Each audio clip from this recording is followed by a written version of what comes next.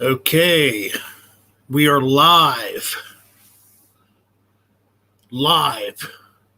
here on Metal Men's Chronicles for the first time in over a year. Yes, it's been a while since I'm going live. I'm trying out this StreamYard, to see how it works.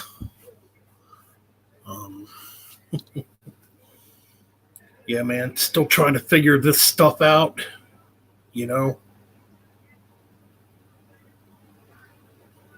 Pretty new to all this.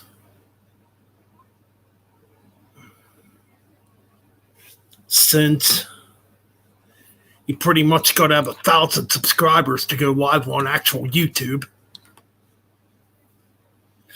But anyways, so bear with me. I'm still trying to figure this out. I tried using StreamYard once before and it didn't work well. So what I'm going to do right now is try to send out some links or send this out to some people.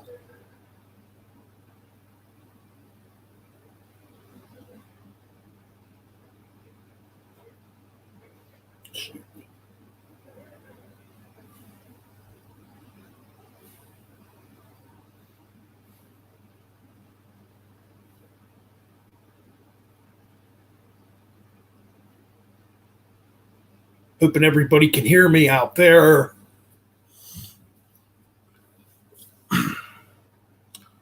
Want to show some recent stuff I purchased. If we can get some people here.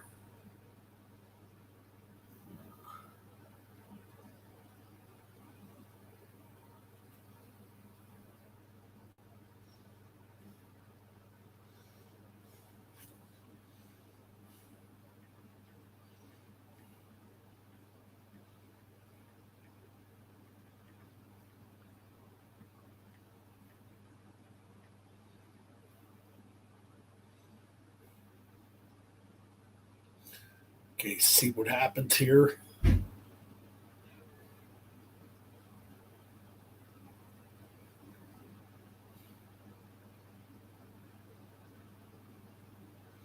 Now, why? I don't know why that came up.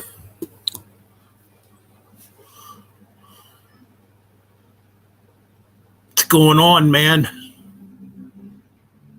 First time using StreamYard here, brother. Now, I think I used it once before, like I said, and it didn't work real well at the time. I mean, I've used Streamlab before, but never StreamYard.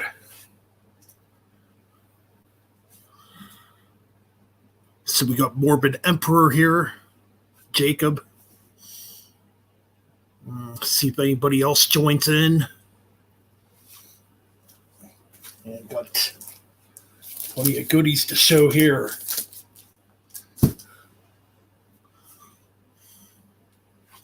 Just trying to figure out how to, send this out through my laptop.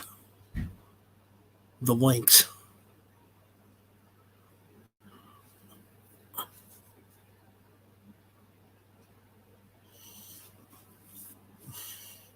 What's going on? 9496 tall. It's been a long time, bro. Okay, yeah, that would be cool. Trying to get Ryan Arnold in here and whoever else. And if Wyatt's around.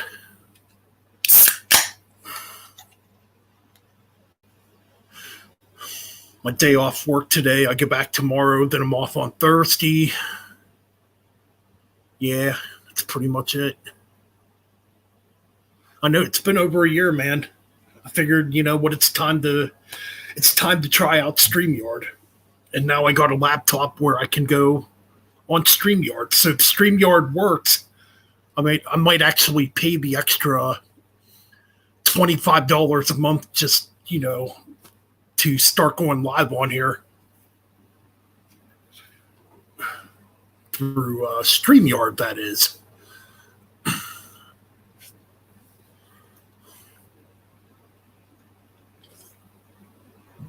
Anyways, having a Foster's.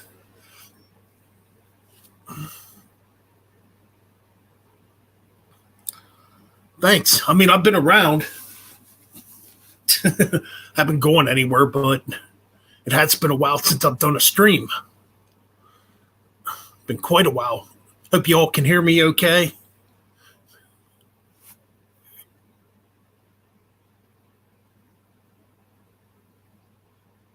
Awesome. That's what I want to hear, bro. Definitely what I want to hear. So we all know it's working. Yeah, because I know on a cell phone it don't work the greatest. I mean, I guess it depends what kind of phone you have. I know it didn't work real well on my iPhone 7 when I tried. So, yeah, I think I might actually do that. Pay the extra $25 a month to get more features and stuff. Thanks, man. It's what we want to hear, brother. We got a couple people here. Guess I could start off with some CDs here.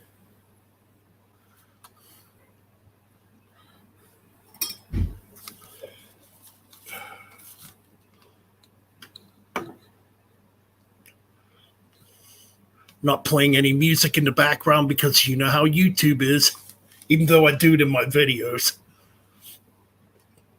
But I'm very, very selective of what I choose to play.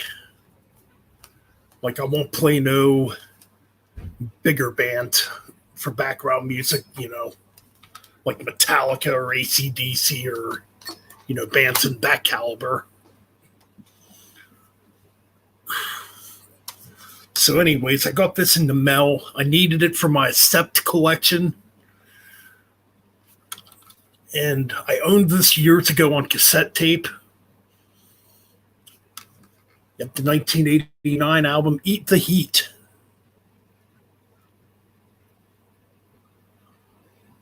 The only album they did with David Reese on vocals. And I believe they have a different rhythm guitar player on here too.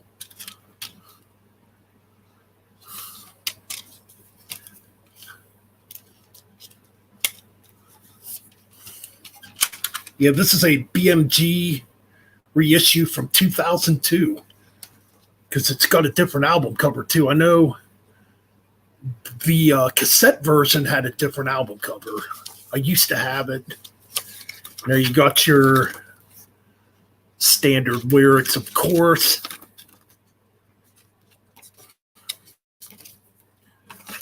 So yeah, I was listening to this today.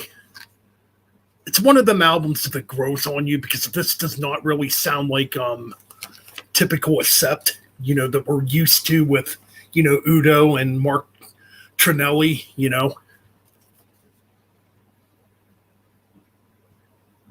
mean, it's very hard to read. Anyways, there is a different rhythm guitar player on here. You know what?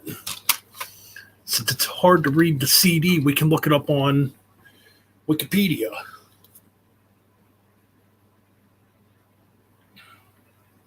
Oh, yeah.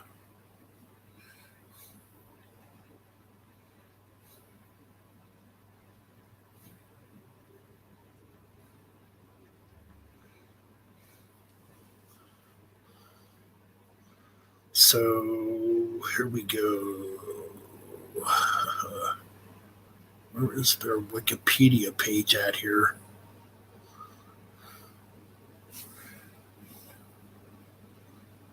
Accept worldwide. Now, usually the Wikipedia page would pop right up.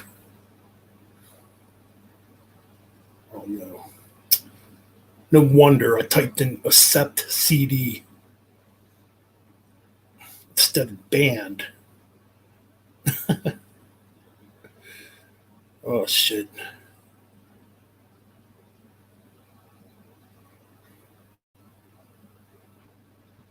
So we got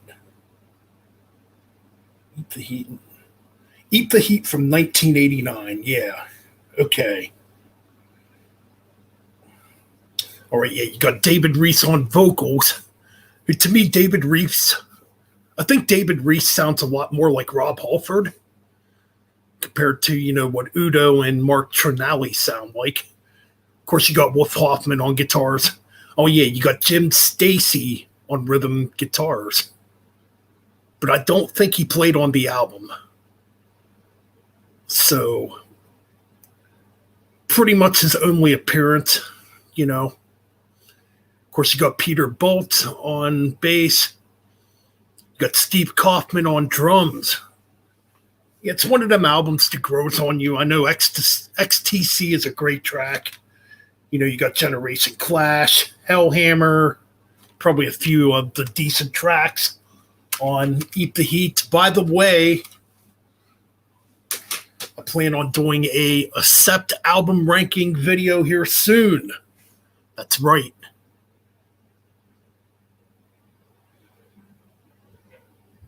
Sweet. Yeah, Metal Heart's a good album. That is a good album. I have that on CD and vinyl. Don't have it on cassette. And I purchased this one today when I was out. Didn't get to listen to it all yet. It sounds pretty good so far. Ultraviolent. A more recent thrash metal band. This is their 2015 release, their sophomore follow-up to their debut. Deflect the Flow. Kind of hard. So yeah, this is a pretty decent thrash metal album so far. I'm like almost completely through the album. I think I stopped at track 7. Definitely has an Exodus vibe to it. Definitely a huge Exodus influence to this. It's kind of interesting. It's got some blast beats on it too, which is kind of different for thrash metal. Not a lot of thrash metal has blast beats,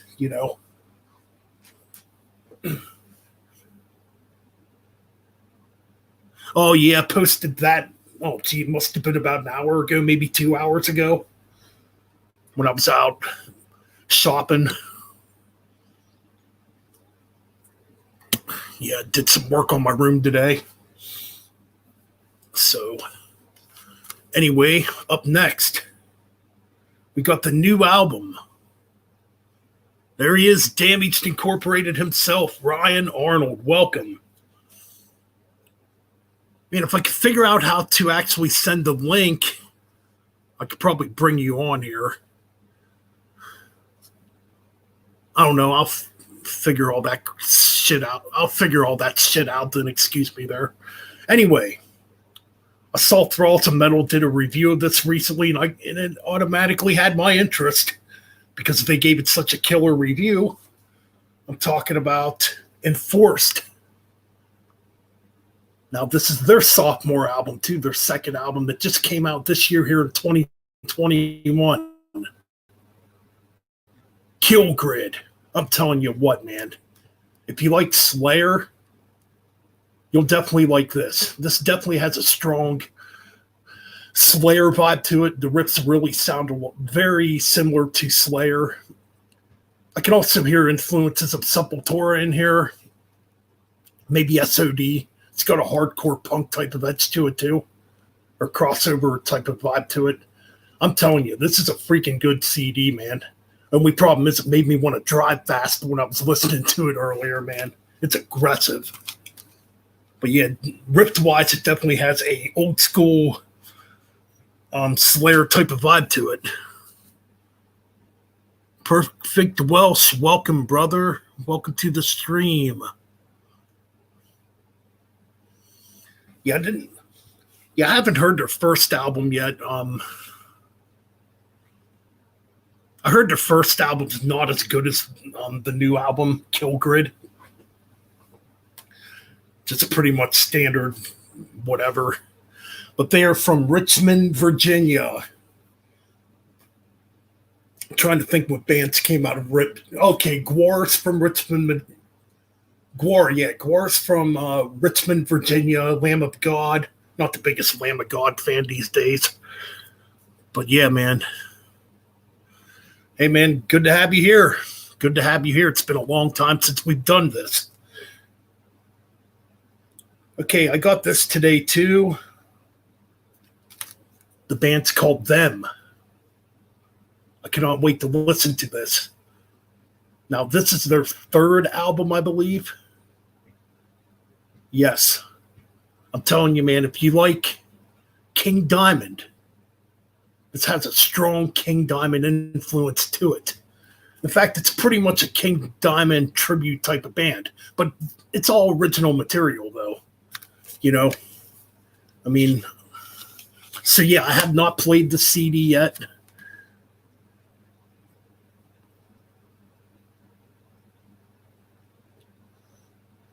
I don't know, it's hard to read the title of the CD. Return to...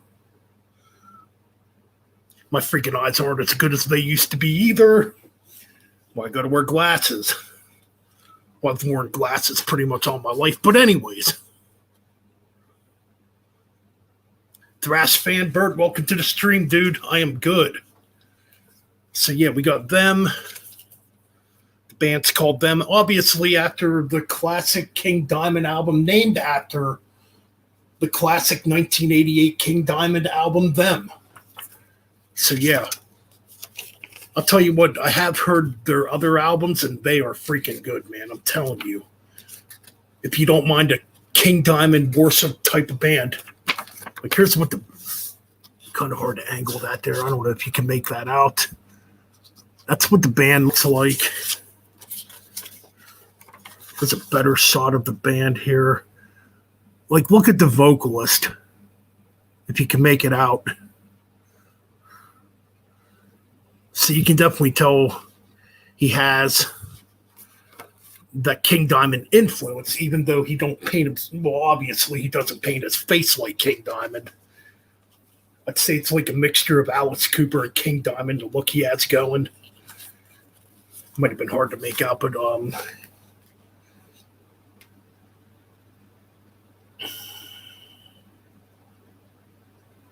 anyways. That album came out in late 2020.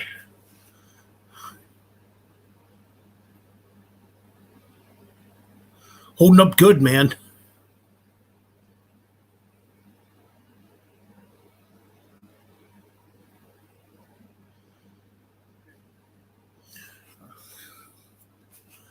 If I can figure out how to do links,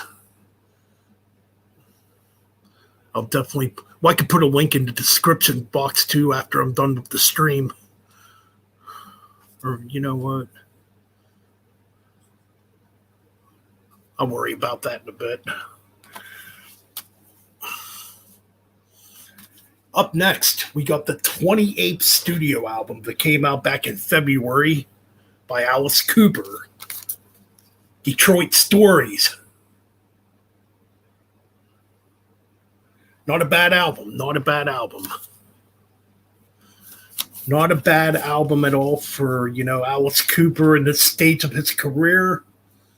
He just turned 73 years old. He's been doing this for well over 50 years.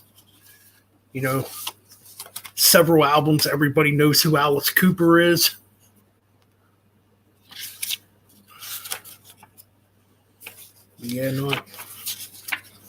Not really much to show in the booklet. So yeah, we got the new Alice Cooper with Detroit Stories. I would say this album definitely has more of a... I would say it's more common with his 70s material. Even has like a garage rock type of influence too, kind of like his really early stuff. Like Pretty's for You and Easy Action, you know. And for being a Bob Ezrin production, it's pretty raw. It's definitely different sounding, you know. Yeah, I enjoy the album. I mean, it definitely has that classic, you know, 70s vibe to it. A little bit of psychedelia in there, too. Even hints of his 80s material creeps into. So it's a pretty good album, I think.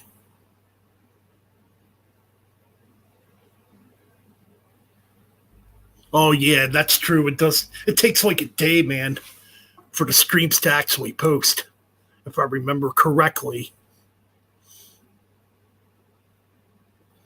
But yeah, I think it's a pretty good album. We got the new Witherfall album. I know I put that up on Instagram. I put the Alice Cooper up on Instagram too. But we got Witherfall with Curse of Autumn, third album by these guys. This is an incredible album, man. This could be potentially album of the year. It really could. It's that good. You know, it is a really, really good, solid, progressive metal album.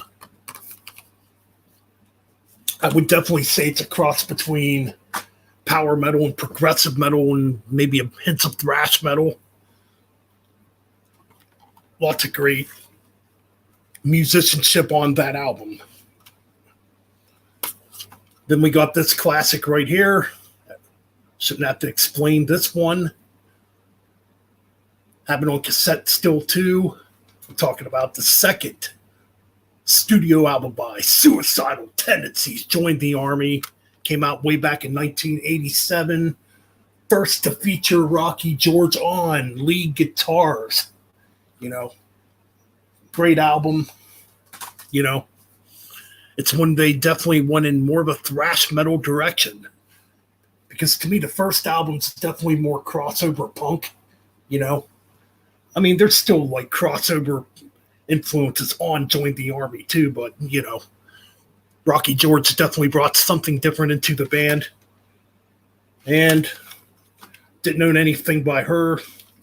I got the Crate Cat Beethoven Shred. You know, it's just a short little EP. Figured, what the fuck, it was only $6. It's whatever. Just fucking filled with a bunch of shred noodling. But it is what it is.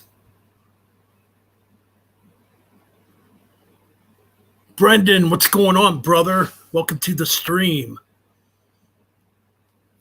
Man, I'm not sure what my favorite Suicidal Tendencies album is. Ooh, I really like the debut. I love Join the Army. How Will I Laugh Tomorrow When I Can't Even Smile Today? You know, Lights, Camera, Revolution. Those are definitely their best albums, you know. But that's cool. That's pretty cool, Jacob. So that was one of the first metal albums you actually heard. That's pretty awesome. I know the first Suicidal album I heard was Lights, Camera, Revolution way back in 1990 when it was new. Yeah. A long, long time ago. All right, now we're going to move on to the vinyls. The cream of the crop right here, the vinyls. Oh, man. It feels good to have this one. We got Running Wild with Under, Jolly Rogers. I'll tell you what, I shouldn't have to explain this album much. It's a classic freaking album. Oh my God. This would be their third studio album. You know, just standard black vinyl. You know.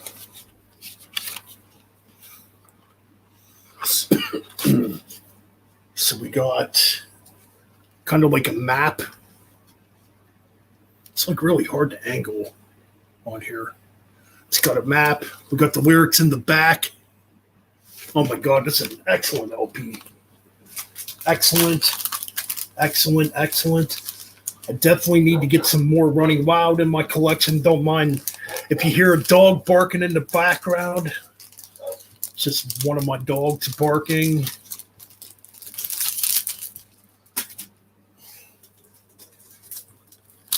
Speaking of Suicidal Tendencies, I picked up Lights Camera Revolution on vinyl. It's really hard to angle there. Okay. Sorry, I'm just trying to get used to the angling here on Streamlab. It's so much different than actually making videos. And this comes on green vinyl. It's like a slime green color. It's pretty neat. Definitely a classic. Don't got to say much more about it. It's got Rob Trujillo on bass, obviously from currently in Metallica. He's played in Ozzy too, and he's played in Jerry can't talk. He's played in Jerry Cantrell's solo band. Excuse me there. I'm stuttering my words there. Then I got the second album by Autopsy. Some death metal here. Mental Funeral. That's right. Now this is a picture disc. Pull this beast out.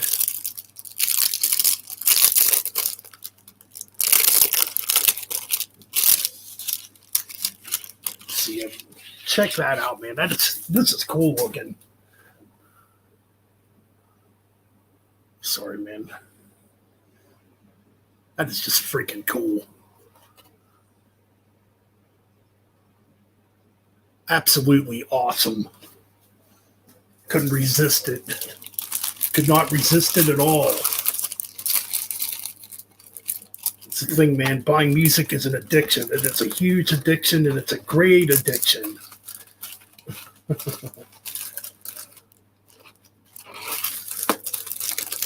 Hey, man, it's better than being fucked up on drugs.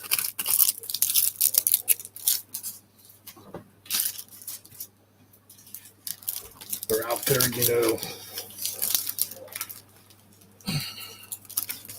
committing crimes, whatever else. Like, I definitely recommend music for a hobby. Music is the greatest hobby on earth.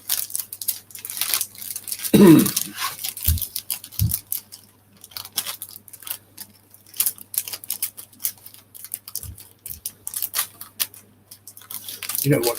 I will fix that later. All right, we've got a few more to show here. Now, this is a thrash metal band that wasn't around very long. They only put out 2 albums. This is their second LP. Came out in 1990. Trying to think. I saw somebody show this. I think it was Old Head. I think Old Head showed this. So we got Atrophet. I think I'm pronouncing that right. Acrofet. Yeah, Acrofet. With Faded Glory. So this came out in 1990. It's an original pressing. I paid $25 for it. They did have the first LP, but I wasn't paying $50 for it. So yeah, standard black vinyl. I would say Acrofet is a cross between Injustice for All era Metallica and Among the Living era Anthrax. Pretty decent.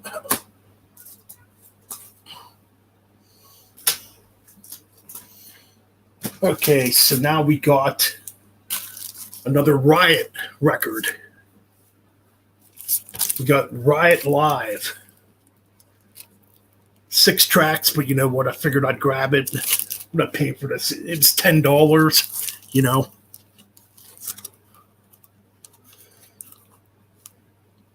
Like, yeah, man.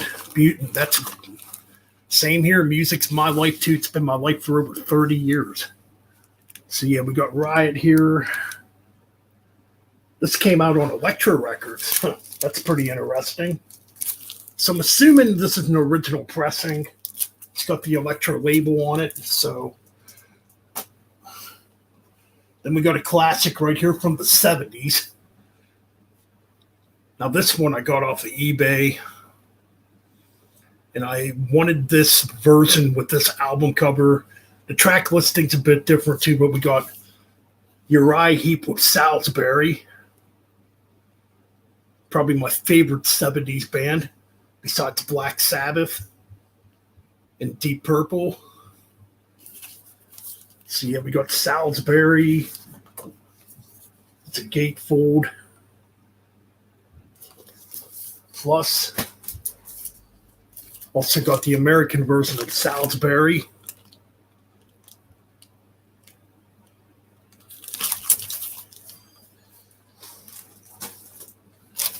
And that's pretty much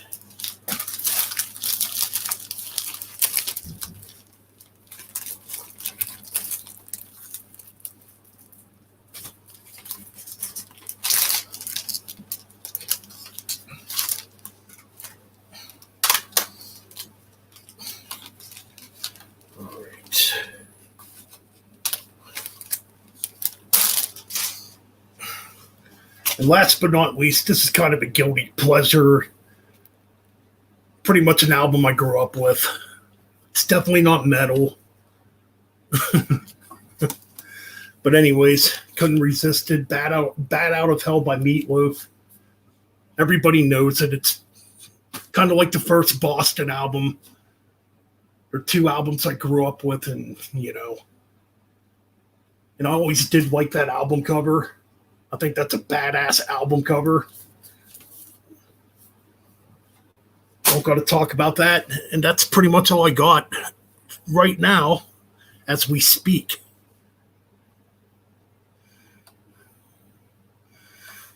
Okay, I'm going to try this. Invite.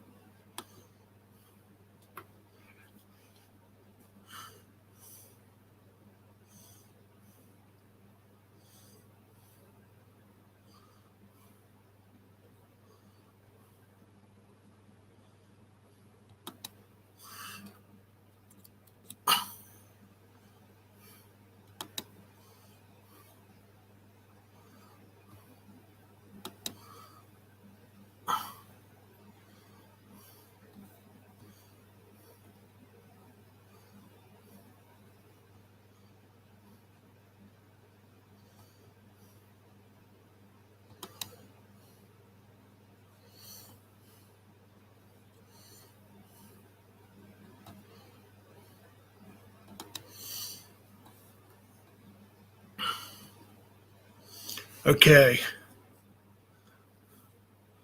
Sent you a link.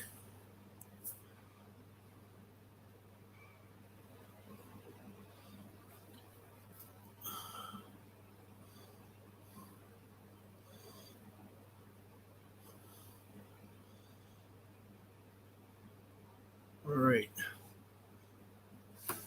See your name there, so. All right, cool. Ryan should be joining us shortly here.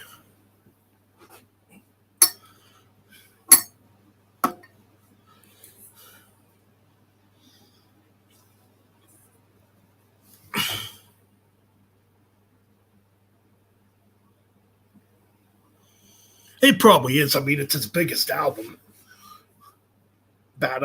The first Bad Out of Hell. I mean, yeah, who doesn't know that album? But it's one of them guilty pleasures. I had it on cassette tape years ago. I think my sister has it on CD too. I know she likes Meatloaf. So she does like some of the music I like.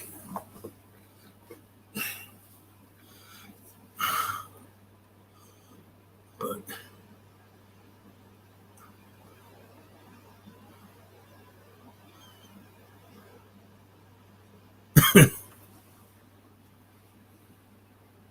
well, a lot of his other albums or whatever. Like I'd say the Bad Out of Hell albums are probably his best albums. Even 3, I think 3's really good, and it doesn't get talked about at all.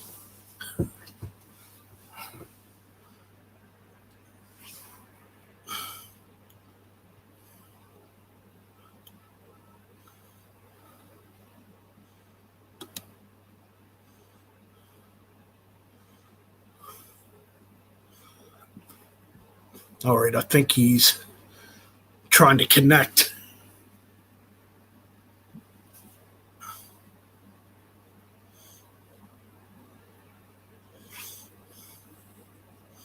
What the fuck is private chat?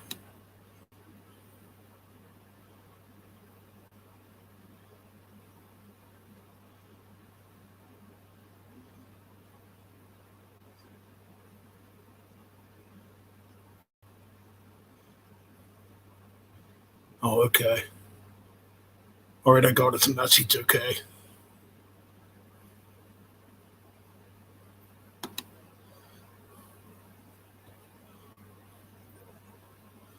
How do I go back to the comments? Okay, here we go.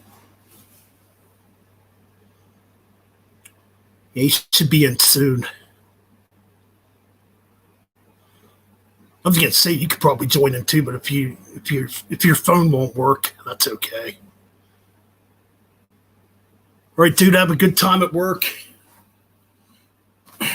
And thanks for stopping by, Brandon. Always good hearing from you.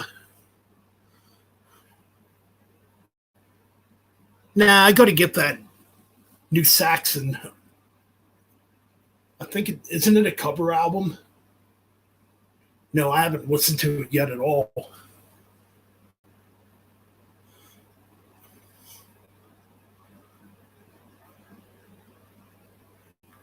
It's kind of weird. There hasn't really been a lot of albums coming out this year that have really grabbed my attention.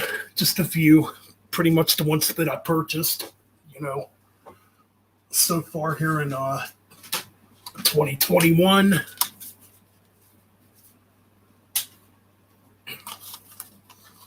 I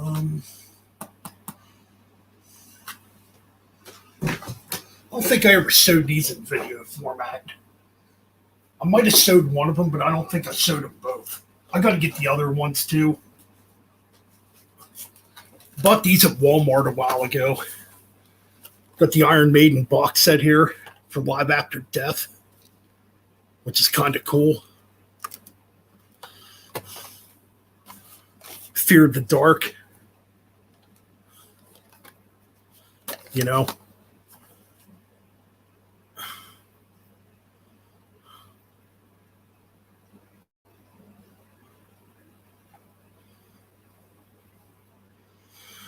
Hey, man, I'm trying, dude. I mean,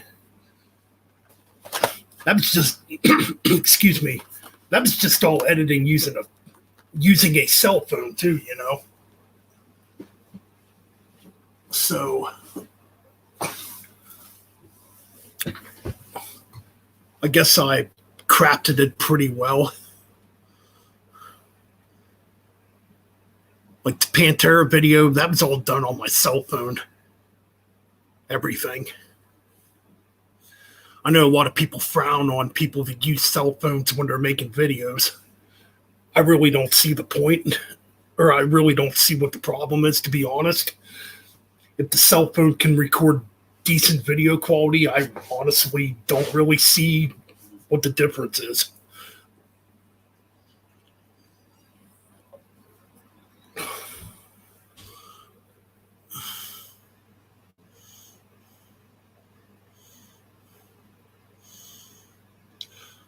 Pretty much same here. Like last year, there was albums coming out left and right that I wanted to hear. This year, it's just been kind of slow so far. So my top 10 at the end of 2021, or top 10, my top list for 2021 might not be a long list unless some freaking decent albums start coming out.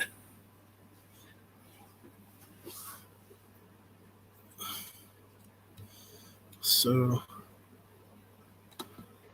oh, my bad. Okay, I got you. Oh, there we go. I figured it out now. Yeah, that StreamYard. Yeah, okay, I'm here. Yeah, StreamYard's not quite like Google Hangouts. Yeah. I've never actually used Google Hangout before. I know it's going now, but I wasn't on YouTube or at the time when Google Hangout was still around. Yeah. Yeah, I know how to do this stuff. Lance, my friend Lance, who also happens to stream. I've been on his live streams on Tuesdays. Right. All right, which y'all can go and check out. They're streaming right now. My friend Lance is streaming right now. If y'all want to go, shameless plug from him. Just look up Lance Moss TV. Lance Moss. He's an awesome dude. Just tell him that I said and said, hey, I gave him a shout on the stream. But he's been doing streams on Tuesdays and stuff, so I know what StreamYard and stuff is. Oh, that's cool. Yep. Pretty cool. I like it so far. Wasn't too hard to set up. I mean, there was a couple things, I had to figure out, but for the most part, it seems to be working fine. Yeah, definitely. It's working awesome. Heck yeah. I'm going to start doing more of this, actually.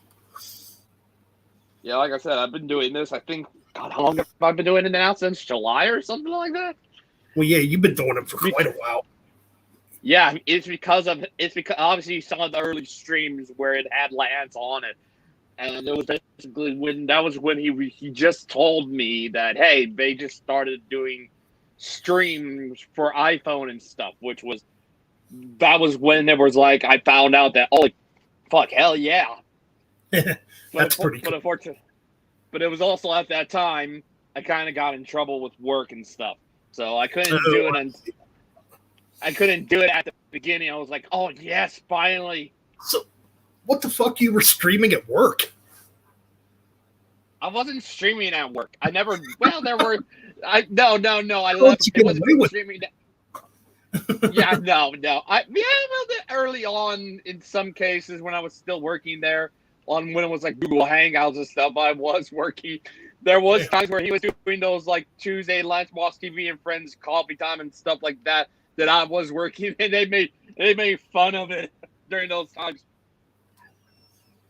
Yeah, I definitely agree with that. Morbid Emperor. It was much easier back in the day when you could just go live and just go live. I mean, but this format's pretty cool so far.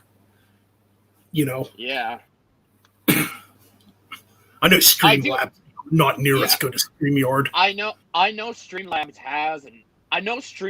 does have an app on iOS. I don't know what the phone you got, Morbid Jacob, or whatever. I used to have. But I know StreamYard, if you have iOS, there is an app for Streamlab on iOS. Mm-hmm. Yep, there is. I used to have it. I deleted it. I think I still have it. Memory serves me right. I still have it. Yep. I think I might have it on my tablet. But I don't know. I don't mess with it. But yeah, StreamYard's pretty cool.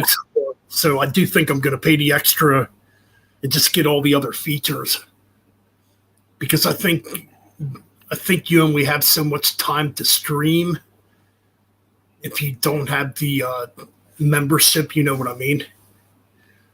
Yeah, it resets within a month. You're limited to how many hours you can stream in a month.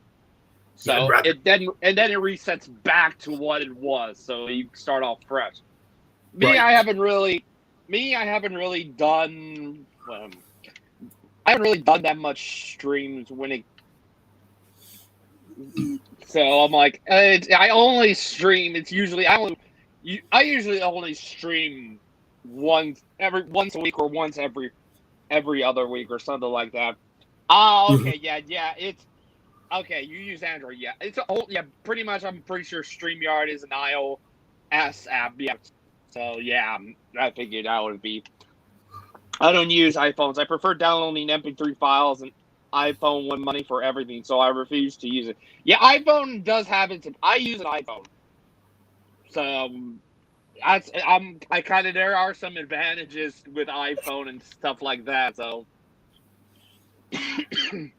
I haven't had any problems. The only problems I've ever had were caused by myself. There really weren't, you know, the phone's problem. The phone that I've had. This is, I think, an iPhone 8. I haven't had any problems. That's cool. which is good. Well, I talked to somebody else too. He has an iPhone 8 also. He told me that's the best iPhone you can get. Yeah, I went from 7. Mine was a 7, I believe, and then it went to an 8, which is the current phone I have. This is the best one. Yeah, I can kind of agree because I know everything else for iPhone has gone to shit. Right. Basically. Oh, yeah. I would never get a modern iPhone. Or a newer iPhone, I should say. Yeah. I mean, I have a 7 right now. I mean, it's all right. I think I might get an 8. Everybody's been telling me good things about him. I mean, definitely. But yeah, that's pretty much it. So, anything else going on? Well, I've just been, as you've seen on Instagram, I'm getting ready to start recording what will be, the last topic-oriented video will be my first review in, almost 3 years. Freaking gonna be, it's kind of fitting. I'm going out with an album review on YouTube and stuff, and then, the move to, which we haven't mentioned, I might mention it in another video, our move to Utreon. Oh yeah, Utreon. Yeah, which if you want to a link to it will be in the description if y'all want to come over and follow us on there. But that's where we're gonna be. Well, that's where the channel is moving because you and me were saying YouTube is basically dying at this point. It seems to be kind of dying out. I think a lot of people are just fed up with how YouTube's just censoring everything, Yeah. So the link is HT. Okay. Oh, crap. I'm just trying to figure out here. Yeah, I would if I could put the link to in the chat if y'all want to come and follow us over there. Oh yeah. Oh wait, that's not right. I'm still kind of learning all this stuff too. I'm so used to doing everything on a phone. Yeah, it's all right. So this is definitely totally. Oh shoot! What the heck happened here? No, I don't want that. All right. Yeah, usually, depending on streams on here, I only do max of 2 hours or something like that. Oh, wait, that ain't right. HTTP. Okay, I see. Okay, I'll go over what Morbid said. I had an iPhone years ago. I loved it until I realized how limitless Androids were. Androids have so much great stuff that iPhones don't have. I never swapped to Apple. And he says, I stay on YouTube. I used to be on BitChute until they began cracking down on censorship thanks to Big Tech. Big Tech may crack down on Utreon too whenever it gets more recognition. I mean, anything's possible with these people. Who knows what's going to go on.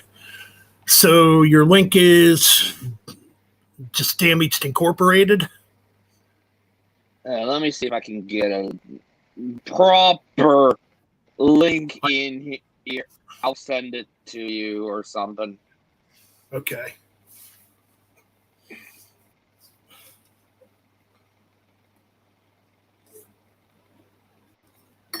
Ready? I will send it to you on Facebook. There we go. There is the link. Okay, we got it right here. See. I mean, I'm still going to upload here on YouTube. I mean, unless, Yeah. you know, Yeah, same here. All I know is Edward, the guy who runs Utreon, I think I got it right. I think he has gotten some help, that all I know, from some people like Google and stuff like that. But he's getting some help from it to help with the platform, because he knows, and he's pretty smart. Oh, Yeah, that's cool. there's the link for everyone if you want to come and follow us over there. So yeah, BitChute was a fail. Dude, I actually forgot I had a BitChute. Well, I started another BitChute. When was it? Back in, I think, December. I actually completely forgot I had it until you guys mentioned BitChute.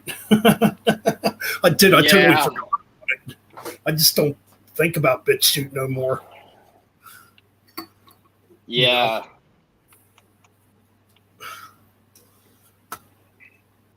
Yeah, definitely. Yeah. So I can upload videos to Utreon right now. I did see my approval yesterday. Awesome. Yeah, that's a good thing. I agree. I mean, yeah, YouTube might piss us off. Yeah, YouTube might piss us off sometimes, but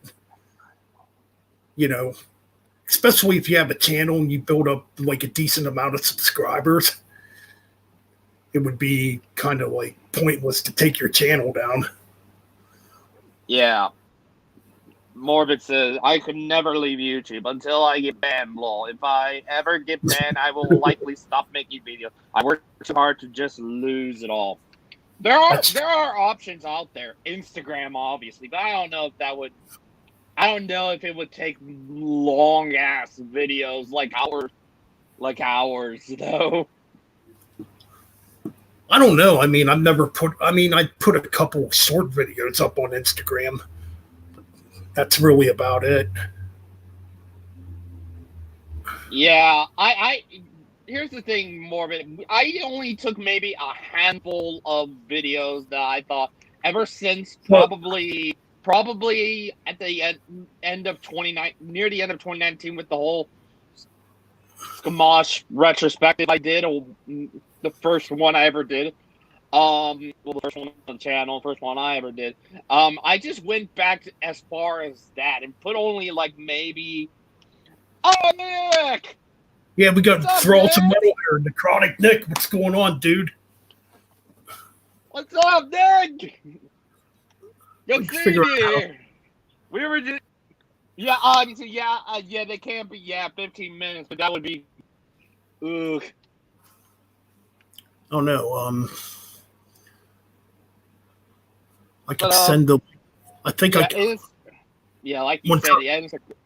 Sorry. I was gonna say I could try to get Nick in here. Yeah, do the same thing like you did with me, but obviously now you know what to do. Nick, you want to join us? Just looking through here.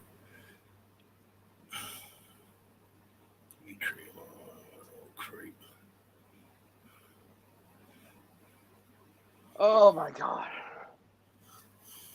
He said shoot him a link. Send him a link. All right, I'm still trying to figure this out. This is the first time using StreamYard here. So I got all right. Share. Yeah, you got it. Yeah, say the link or share the link, copy the link, send it to him. Share screen to.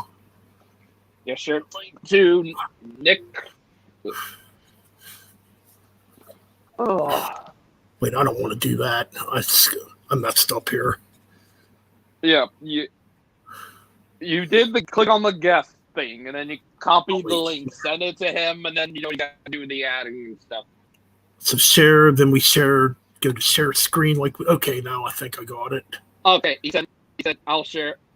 Let me see. Application Windows Chrome. What the heck? Something. Okay. Where is he at? There he is. Yeah, just do that if you could. If you could send it.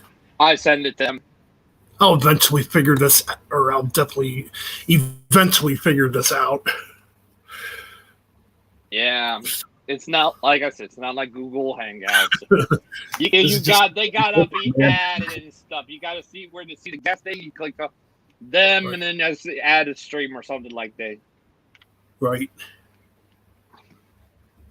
That's all good. Oh fuck. Oh.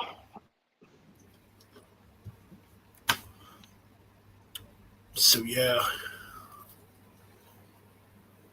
But yeah, there were other options besides Utreon and outside of YouTube. Nick here. Instagram. Instagram is another option.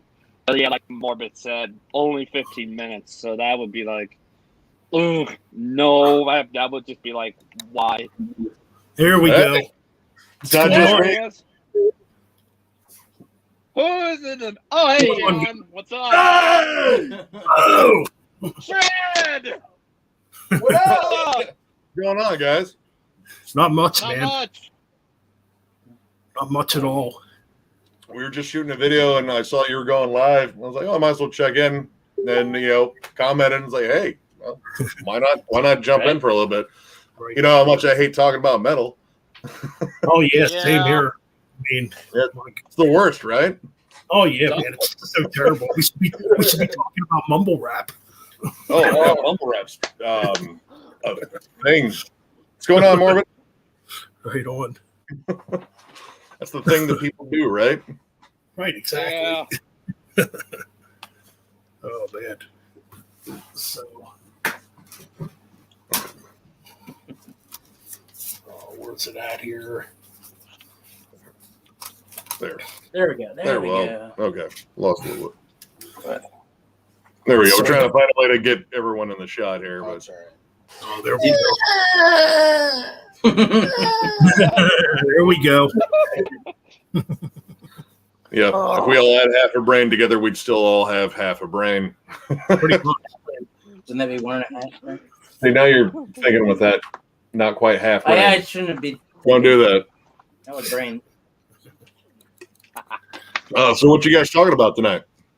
Oh, I was just showing some recent CDs and vinyls I got. Yeah, we're just talking about random shit. I might have a couple of CDs here that are recent purchases. Oh no, there's like 50. There's a lot. There's a lot. Again, like I picked up the Enforced. Oh, dude, that Enforced whoops ass. It's freaking killer, man. That is like my favorite thrash album this year, dude. It's good, I've jammed UXO so many goddamn times. I jammed that whole album over and over and over again. Oh, yeah, it's gonna get lots of spins, definitely. Oh, dude, tons. I finally got my copy of Beast. Finally came in the mail. I almost bought that today. I wasn't sure. You should get it. You should own this. It's unfortunately, I don't think they have a U.S. distribution yet. It's all coming out of Europe, so I had to wait because it shipped all the way from fucking Holland. Oh, I see. Oh, damn.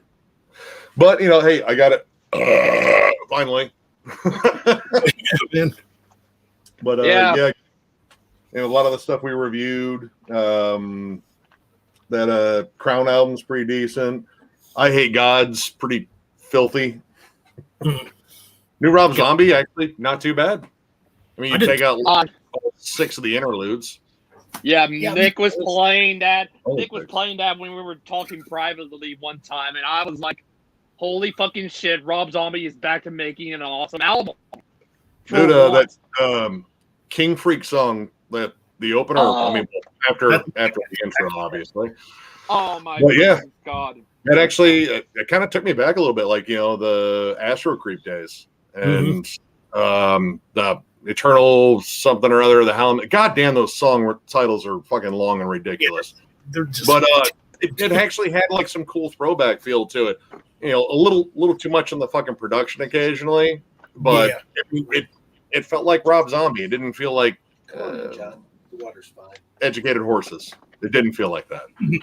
Exactly. And I think John 5 is a huge unsung hero on that album. That guy's such a good guitar player and such a good writer. Yeah. Hey, he's playing some good licks on the album. Yeah, man. I've seen some reviews where a couple of the reviewers were complaining that there's no John 5 on the album. It's like, did you actually listen to it? Yeah. I think he still has to work within like Rob Zombie's little universe. But yeah.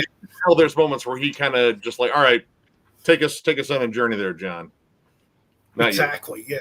I can still take you on a journey. No, it's okay. Would you like to go on a journey? We're here. We're good.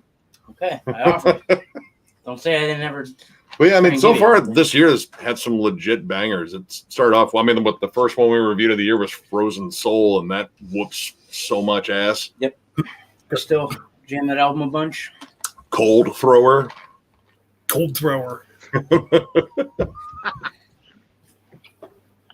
Yeah. Trying to think. I haven't really been, as far as new stuff is concerned. Oh crap! The only thing I've listened to is the new Transatlantic album. Only the one disc album. I only got so far in the double one. That's like, God, that's a mouthful to listen to. I mean, well, it's a prog album. If it's not long-winded, I don't know. I don't feel like it's well. I know. I was gonna say BT Bam's last two albums, but those were technically EPs or just one album. They were still like a half hour long. Yeah. It's like you separated the two, and yet they combined to just be one disc album. Over an hour long. Yeah. Like what?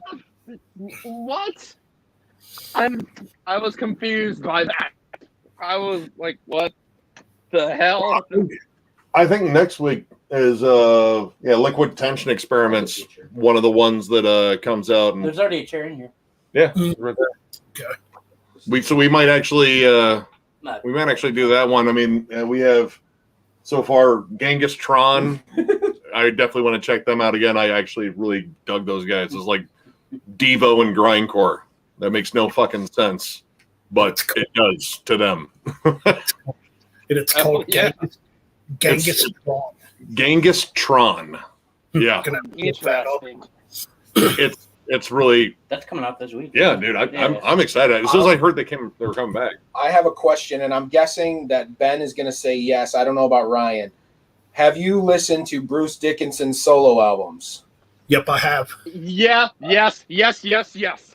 They're phenomenal, and The Chemical Wedding and Accident of Birth are just as good as a lot of Iron Maiden albums, in my opinion. You know what? I agree with you. Those albums are phenomenal. Roy C. Yeah. Well, I'm not a huge fan of like No Prayer for the Dying Fear of the Dark is saved by that song. Be Quick or Be Dead's pretty good. That is a damn good song. But like the whole rest of it is not a great album. Wasting Love isn't your favorite song? I mean, honestly, I like the sentiment behind it, but the song itself is like, man, quit getting all fucking weepy. The guitar harmonies are still killer, though. It's a fucking Iron Maiden album. I mean, that's the one thing they almost can't screw up. Technically. Honestly, thank God Dave Murray never left. Yeah, no. For real, that's a big part of why they continue to kick ass, because Yannick Gers is a good guitar player, but to me, he's never been on the same level as Dave or Adrian. Yeah. Yeah, Yannick has his moments that's for damn sure, but yeah, I can agree. He's nowhere near the level of Adrian Smith and Dave Murray. He's a good writer, though, man. On the Brave New World album, he wrote a lot of really good songs on Brave New World, and I mean, since that album too. But I think his best contributions to Maiden are definitely as a songwriter. He's kind of a nice breath of fresh air to Steve Harris writing everything. Yeah, well, I mean, Steve Harris loves the gallop, like that. That's like he and Nico just kind of stick to that, which is cool. That's an Iron Maiden thing. I want to see. All right, this next Iron Maiden album, I want to see him get out of the long rock opera things. Like, I can't do another Book of Souls. That if they do another Book of Souls, that'll only be like 3 weeks long. I thought the Final Frontier was pretty bad. It was long That too, was but a- it exploded. But there were riffs. The longest album that I think they wrote that I really liked was A Matter of Life and Death. That is a great It album. is a great album. It's good. also unmastered too. It sounds like a legit studio jam. Like Yeah. you get that live feel. Brighter Than 1,000 Suns and Longest Day Yep. are incredibly underrated Maiden tracks. Absolutely. I'm 100% on board with that one. But after that, they started feeling more like just kind of bloated. Like, Jesus Christ, how long has this harmony gone? It's a cool harmony. I think they're out to just keep. They're trying to prove something to themselves, although they've already proved it by being relevant for this long. Yeah, But, no kidding. Like, by the time one song begins and then the next one picks up, I have to shave. Yeah. It's not as though, like, I mean, they kind of like bring in elements of prog, but not enough to actually be full bore prog. It's just kind of longer Maiden songs, not like full bore prog songs. I want to hear like stuff I heard like in the early days. Like, if they did something that sounded like Killers with Bruce now, holy shit, I'm all over that. I don't know. I question that because I don't know if he can do that kind of vocal style. Well, I mean, like Nowadays. Bruce is. Well, I mean, all right, yeah, he's getting old. He's gonna lose some steps. Like, But, I mean- if they were to do something like, let's say, If Eternity Should Fail from their previous album, if they were to do something like that, where it's like it's not like he can't do if they go a little bit lower or something like that, I think he could save his voice. And to be honest, I'm not expecting much from this next Iron Maiden album. I mean, how can you I don't think they can top Book of Souls, in my opinion. I mean, Trevor's making faces. we'll see. I'm just like, I'm not expecting much, but I'm an Iron Maiden fan too. I'm hyped as fuck for that album. I mean, I've been an Iron Man fanboy for years, but I don't know. I don't want the long-winded Maiden anymore. I'm tired of that. No more rock operas. Let's just rock. Come on, Me too. Yeah, just like I if Judas Priest comes out with another album, which it seems like they probably will. I think they're already done. Yeah, all right. Well, I don't ever want them to do Nostradamus again. No, I never want to hear that album again. I own it. It's terrible. I was camping Agreed. at Hocking Hills, and I had to drive to the nearest Best Buy a half an hour away to get Nostradamus. And when I got it and put that fucking CD in the car, I was so pissed off. I could not believe what I was hearing, man. I was like, no, this is the wrong disc. This isn't Judas Priest. But there's Rob Halford going, doing his fucking rock opera, and I'm like, no. What the fuck is this synth-drenched nightmare? It's and it's 2 discs worth of that shit. I know. There's no reason for it. I've never made it through the second disc. I powered my way through the first one. I was like, all right, I'm gonna find something, and then halfway through the second disc, like, I'm done. If I never have to listen to this again, which eventually we will if we rank Judas Priest, because I will listen to it again. Just like I listened to that Morbid Angel turd. That first disc is a banger. Like, just that atmosphere alone from listening to that. I only have disc 1 because that's the only disc, in my opinion, that freaking matters. Oh, what? Nostradamus? I got it when I was in high school. I still have it to this day. But I mean, I get it. Like, all right, only disc 1. I don't have disc 2. honestly, no, I get it. Like, if you get something in high school that you were really attached to, generally it stays attached to you. Angel of Retribution was 100 times better. Yes, Angel of Retribution, like that one kind of got me back into Priest. Hell yeah, there man. was a way, because I mean, I liked Jugulator, but I love that album. Demolition was a little bit of a miss. It was bad. Yeah. It was bad. Not as bad as Nostradamus. No. Hell is Home is a damn good song, man. I mean, it was a different kind of bad. Like we're not your mom and dad's Judas Priest. We're rougher and tougher now. Watch out, mister. Like, that was the Demolition one. It was like, dude, stop it. Like, ooh, man, the leather pants are tighter. Just stop. Be Judas Priest. Yeah, like, stop. Like, I don't know. It felt like kind of like just bro rock. Yeah. And it was like, no, this isn't. No. It's like, no, it's not Judas Priest. Yeah, there was a bit of a dark period there, but I mean, Firepower whooped ass, like no holds barred. Excellent. I mean, you probably saw in the videos. I got a cutout from Redeemer of Souls as part of the backdrop. A record store, place where I buy most of my shit.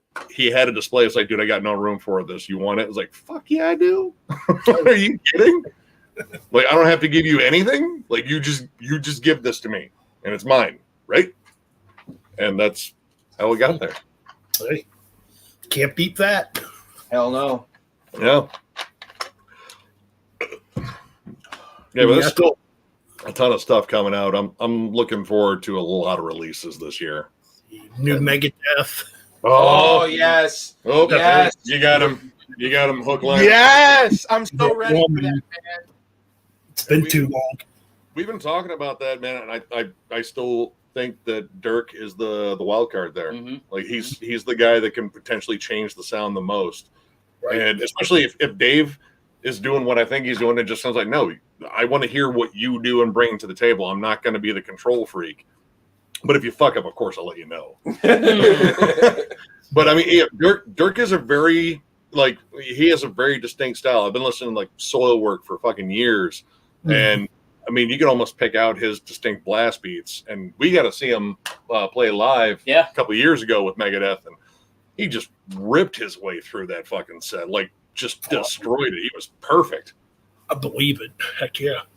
And I mean, if Kiko's contributing songs too, I'm curious what he brings to the table because he's a caliber player too. I mean, the benchmark, at least in terms of like live Megadeth, is like, all right, can they pull off the Tornado of Souls solo? That to me, yes. And Kiko nailed it. It was spot on. So I was like, well, he wins. I mean, he already got the job. He already won, but. You know, Chris Broderick played it pretty well, but the problem with Chris Broderick is there's not a lot of feel in his playing to me. He's kind of cold and robotic. Yep.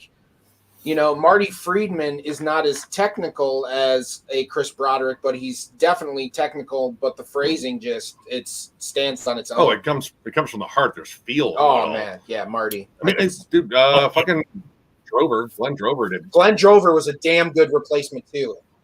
Pretty underrated. You don't hear many people talk about Glenn Drover nowadays. Yeah, Washington is Next was killer solo.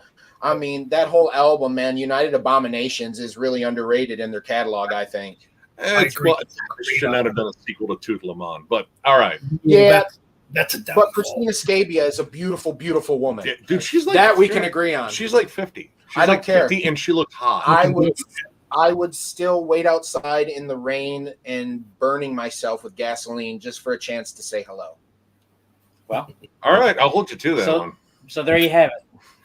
We'll see if I can get her we'll get an interview. It's like, oh, Shred couldn't attend the interview. He literally burned himself alive. I guess I'm a little bit upset that she dates the dude from Slipknot. Yeah. And not, another fellow Italian such as myself. Like, come on, man, I'll be your Italian meatball. Not that tree that you date. I can't compete with the beard, but I bet you I make a better marinara than he does, baby. Come on. Oh, I bet she cooks. Actually, that's what Jim Root actually says. Like, oh, she's a fantastic I bet cook. you she is. She's an angel. And she's a goddamn angel, boys. Sexy accent. She can sing. Yeah. I need to smoke. Yep. All right. Yep. I'm going out for a smoke. It was good seeing you, Ben. We'll do it. I'm gonna sit care, man. I'll go join him. I mean, if you want, I can jump back in here and talk for a little bit. I'm just gonna go outside and have a quick cigarette. That's fine. Go ahead. All right. Yeah, give me a little bit. I'll be right back. All right, cool. Catch up on the comments section here. The Sentinel, what's going on, man? So we got a couple. I would say Death. Yeah, Death is probably the best track on Nostradamus.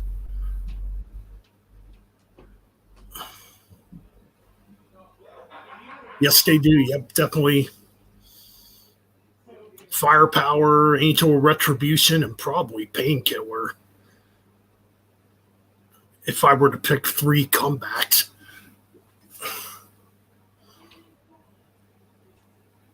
I hope all the COVID BS and NWO BS really makes for a lyrically cool Megadeth album. It's going to be interesting to see what Dave's going to write about. That's for sure. Oh, yeah, Garth Samuelson and Nick Menza were fucking phenomenal drummers.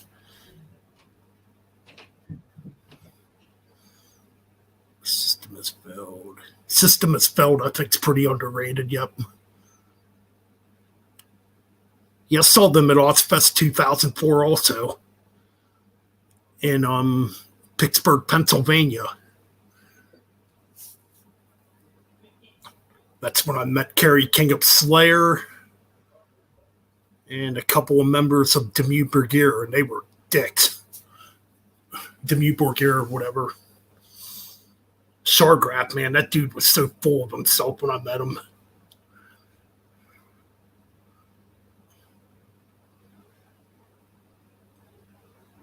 Did get to meet ICS Vortex, though. He was actually pretty cool.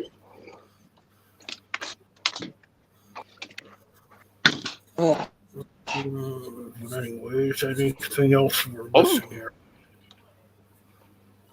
I was just checking the comment section.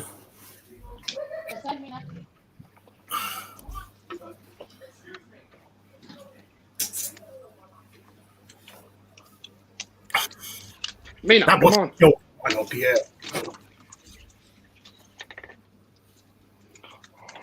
Because you had Judas Priest on Ozfest 2005 or 2004. Oh, jeez. Lacuna Coil, Dimmu Borgir. Oh. Wasn't Iron Maiden on Ozfest? 2005. I saw that too. When Iron Maiden was on it. Yeah. Yep, the original Black Sabbath Slayer on that tour or something like that. Yeah, that was a pretty good show that day. But yeah, Iron Maiden was on 2005. I did get to see that.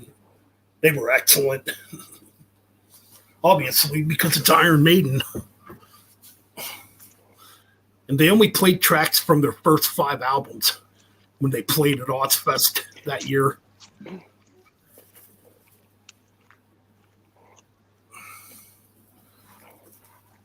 Yeah. Chris, what's going on, man? We are doing good so far, man. Well, that, yeah. Subtitle Killers, Beast and Peace. Damn. So, yeah. They could have they could have played something off of, A Matter of Life and Death. Like the album, because it was only a year. It was only a year, but they were on that tour, and then a year later, they put out A Matter of Life and Death. Right. Well, they were touring behind, they were touring behind the Iron Maiden, the early years DVD in 2005. That's why they were playing the stuff from the first 5 albums when I saw them. But first 4. Yeah. Oh, gee, I think Killers is my favorite Iron Maiden album. I'm definitely more of a fan of the first 2 albums. I love the self-title. Oh, the debut album's great. Oh my god, yeah. Definitely classic.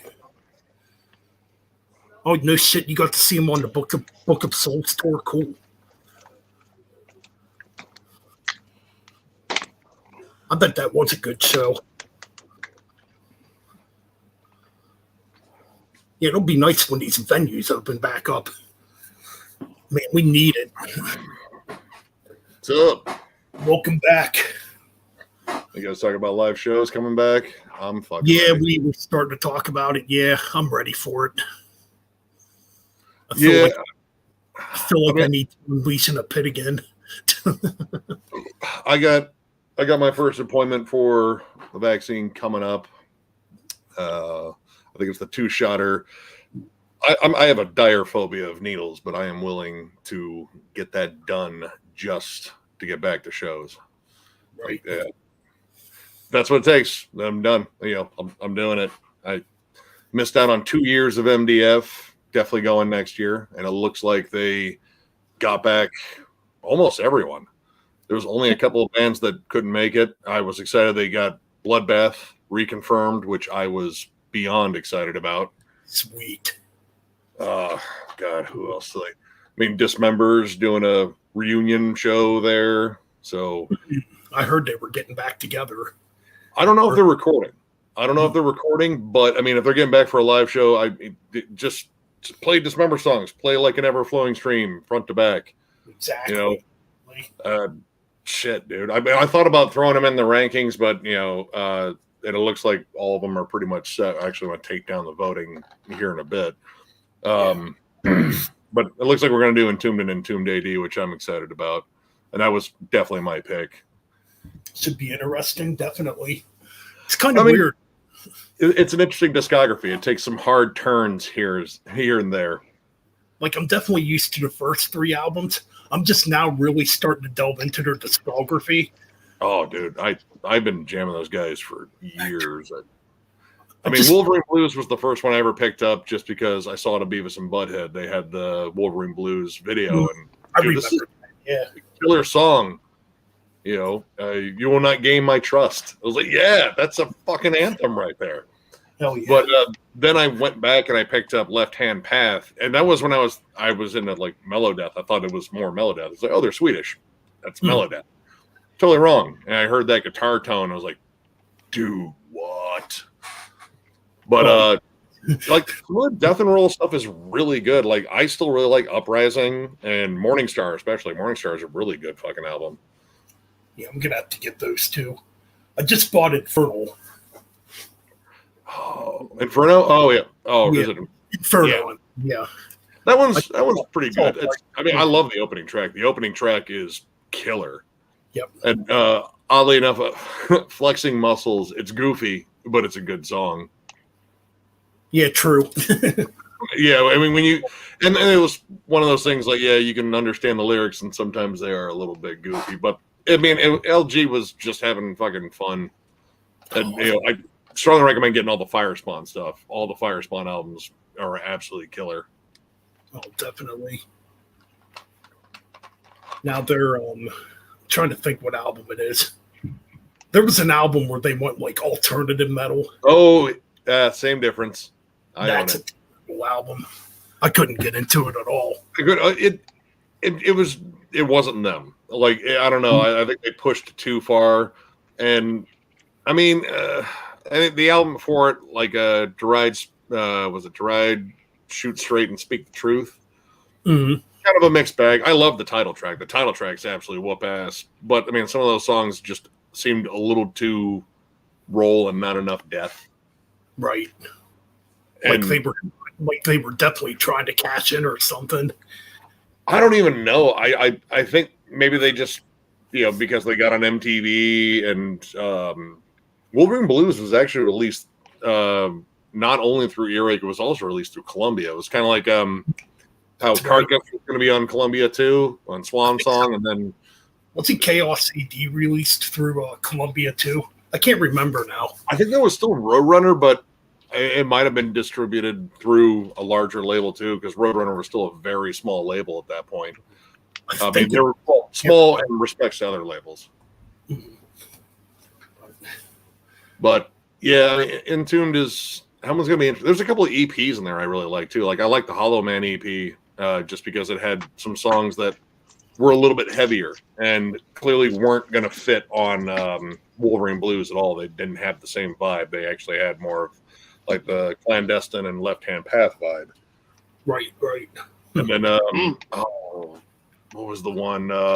When in Sodom. The When in Sodom EP is really fucking good too. Gonna have to check those out. Yeah, they have I think 13 full lengths.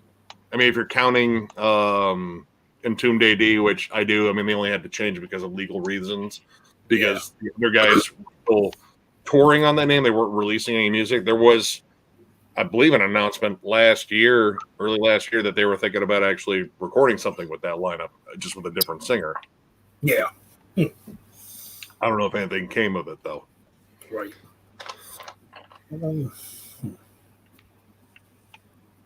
Yeah. So,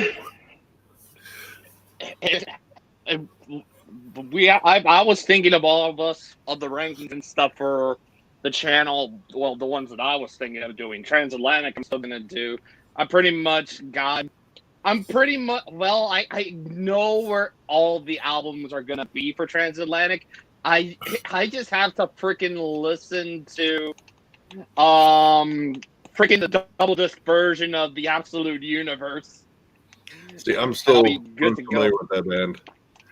It's one. I mean, there's a lot of bands I'm unfamiliar with, but I'll say it's one.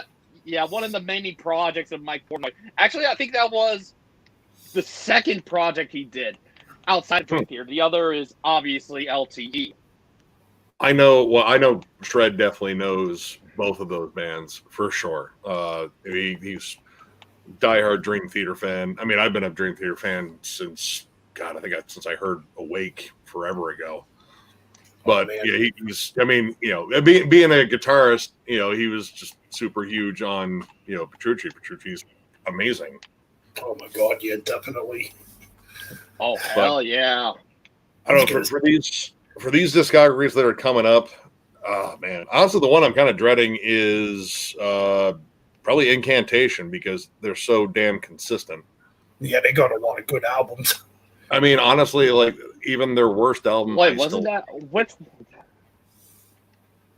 What's up? Yeah. What else did you have on there? Obviously, you said In Tune. I'm sure Cannibal Corpse won. Cannibal Corpse won out big time. We're gonna wait until the new one drops, and then review that, and then we will start in on that one. At that point, we'll probably still be working on the one that I think probably won out just by a little bit. If not, we'll still do it first as Napalm Death, which I've been a grindcore freak since high school. Oh, that was. And I mean, I can't wait for that one. That one's tough too, because I mean, honestly, like as far as like hot takes, I might have one in there, but God, there's a lot of albums there that I really like, and some of the later stuff too. Like honestly, I think their new album could be in my top 5. I love that new album. It's a great album, and somehow Barney sounds more vicious now than he did way back. Like I don't know if maybe it's the diet and him getting in better shape and all that shit. I don't know. He just seems more like razor line focus, and the viciousness just comes out. Like that is, oh man! And seeing him live, I mean, he's able to deliver that. I saw him live in a fucking chair because he busted his fucking ankle. Oh shit! Yeah, they were on tour with Municipal Waste, and he came out in crutches, and John and I were like, "What?" And he came out and was like, "All right, I feel like I need to explain." So I injured myself doing my usual thing on stage, which, I mean, if you've seen like what he does on stage, he's like skanking and dancing and kicking around. Well, I guess he like kicked a monitor real hard, and he either tore, busted, or sprained something. So he came out. It's like, so it was either I sit in this chair and do the show like this, or we cancel. And Napalm Death does not cancel shows. No. So yeah.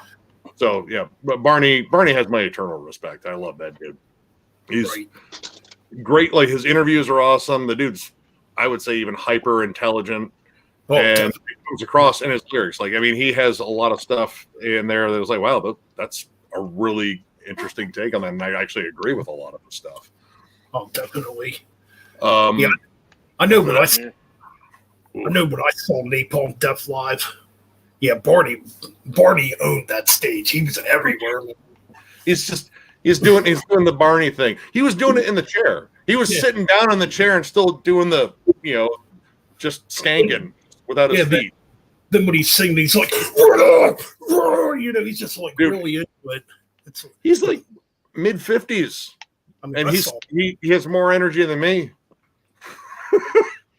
I mean, the first time we saw him, my brother-in-law, who stands a mighty 6'8", almost pulled him off stage, shaking his hand because he was drunk and unbalanced. Like, you're awesome. And I saw like Barney tip forward, like, hey, that would have been a bad fall. I was like, dude, you almost killed Barney. No one would forgive you. Right, for real. I wouldn't. Barney is a treasure. Mm-hmm. Agreed. It's that's gonna be tough too. It's amazing with a lot of these bands, though. I mean, these veteran bands, they're like in their 50s and 60s now, most of them. And they're still putting out killer records, like Exodus. Yep. Testament, bands like that. I mean, he's putting out great albums. Testament's practically a super group. I mean, if we're being honest, I mean, all right, you got Gene Hoglan, who apparently is busier now than he's ever been. He's been doing all sorts of projects, plus like the streams on Twitch and such. And he's a machine. He's easily like one of the best metal drummers I would say that's ever lived. And then Peterson and Skolnick. Enough said. And Steve DiGiorgio, God, his bass lines are disgusting. Yeah. Right. And of course, Chuck Billy still sounds vicious. He's taking good care of his vocal. And I mean, he beat cancer to come back and do that shit. So it's amazing how he made such a great comeback after that. I mean, this weekend I'm gonna get the obituary stream and watch that shit and talk about some fucking old road dogs that still fucking kick out the jams, man. They still rip. I've seen Obituary twice in the last few years. They will pass. I heard they're working on a new album too, Obituary. I'm definitely looking forward to it. I'm reviewing the shit out of that. If it's anything like the last one, that self-titled album was a comeback album. I was like, dude, I've been waiting for years for that because Executioner's Song was kind of meh. Yeah. And the one before it, was it Inked in Blood? It's all right. I mean, but that one, they just came out swinging. I was like, dude, this is, I mean, they're not going to do Cause of Death again. I don't think that's going to happen. But they got close. They got really close. Those first 3 Obituary albums are sacred. I love it. I am hyping you mentioned, I think, some of those thrash bands. I've been hyping myself for this new Megadeth album. And just like, fuck. You got one of the best in melodic death metal and Dirk, and then you got Angra. You got Kiko from Angra. I'm pretty sure a power metal band. Yep. I'm looking at myself, I'm like, holy fucking shit, this next album is gonna be fucking awesome. It definitely has the potential to be. I'm curious about how much Dave has let go control, because he's kind of has the reputation of being a control freak. And I get it. Megadeth is his baby. He's the most constant force in there. He's the front man. He's the face of it. But I think maybe in his old age, he's like, you know what? Kind of, I want to see what the new guys bring. And I hired these guys because they're talented musicians. So let's see. And I mean, there are people like, well, it's going to be blast beats. It's going to be a death metal album. It's like, no, thrash can have blast beats. Call them your fucking tits. I mean, it doesn't always happen. Think of, look at Slayer's the obvious example for like blast beats and thrash, obviously. Yeah. Like they're the closest thing to death metal. The only thing they don't have the death metal vocals. I mean, that's German thrash. That's the only problem. You listen to Pleasure to Kill by Creator. I mean, that's almost a blast beat the entire time. Like it's a thrash blast beat. It's a little bit slower, but I mean it's high octane the entire time. And I mean, you could pull that off now. There's no reason you couldn't. Exactly. I'm curious. I mean, there's man, as long as you still got the energy. I mean, like at this point, you're not. I don't know. I think he's going to damage his brand. Unfortunately, Dave kind of has this cycle where he puts out like 2 or 3 good albums and then he releases a stinker. But luckily, the last album was good, so I still think he's in the good cycle. So I'm not. It's Dave. You don't know what Dave's going to do. Yeah, I know. I mean, I remember when Super Collider came out, I was like, I thought you had all this shit out of your system because this is a dud. It was horrible. I mean, it wasn't risk bad, but it was not good. Still bad enough. Yeah, I think he's more in the good cycle right now. I think he, maybe this is the whole thing. Like, I want to cement my legacy. It's like, you already did. But if you have good tunes left in you, bring them. Yeah, exactly. Yeah, I mean, honestly, I wish Metallica still had that sort of drive behind them, but I don't think so. I don't either. They made too much money. Yeah. I mean, as an old school Metallica fan, I mean, Metallica's what got me into metal. I'm sure, it got a lot of us into metal. I mean, I took an odd path when it came down to thrash metal, but Metallica, like those first 4 albums, were huge. I mean, Ride the Lightning, I can still put that on anytime and this still absolutely whoops ass. Well, definitely. I know. I got into Sepultura and Slayer and Megadeth before I got into Metallica and Testament. Oh, wow. See, Metallica would have been the first for me. I think it's because everyone kept saying Metallica. It's the same for me. And That's back around when Injustice for All came out too. I remember seeing the video for I one would when I say was a it kid. depends on. But honestly, it was the other bands I latched onto as a teen versus a kid, and I think, hearing Sepultura's Arise for the first time blew me away. That's probably still one of my absolute favorite albums. That is a great album. It is. Oh God, it's fantastic. I mean, Beneath the Remains is way the fuck up there too. Oh, definitely. That latched on to me as a teen versus a kid, and I think just because I was a pissed off teenager, it echoed much better. That's probably why I jumped on Pantera super fucking hard. Far Beyond Driven was the first album I ever heard, and it's yeah, this dude's pissed off. I'm a pissed off movie teenager. Yeah, we're gonna this is gonna work. Not for the people around me, for me. Right. Yeah, I think some of those bands you mentioned, I got into later. I think Megadeth, I got into them when United Abominations came out. I got into Slayer when I think I might have heard about them when I think at that point World Painted Blood was already out. So I was getting into some of that. I think Testament was kind of the same creator, was probably the same time around Testament, around maybe 2012 or something like that. Phantom Antichrist was a pretty awesome album, I will admit that. But I'm I was seeing that, I'm like, why are people saying this is the best album of 2012? There are better, in my opinion, better albums. I don't know if I'd have Phantom Antichrist that high. I like the music. I think it's really overproduced, especially coming from was it Hordes of Chaos? I think it was the one before it, which was way more raw. Right. And that's how I think thrash should sound. I like albums with discernible grit. That's a big thing. It can't sound too clean. If it's too clean, it's well, you're kind of missing that dirty metal feeling.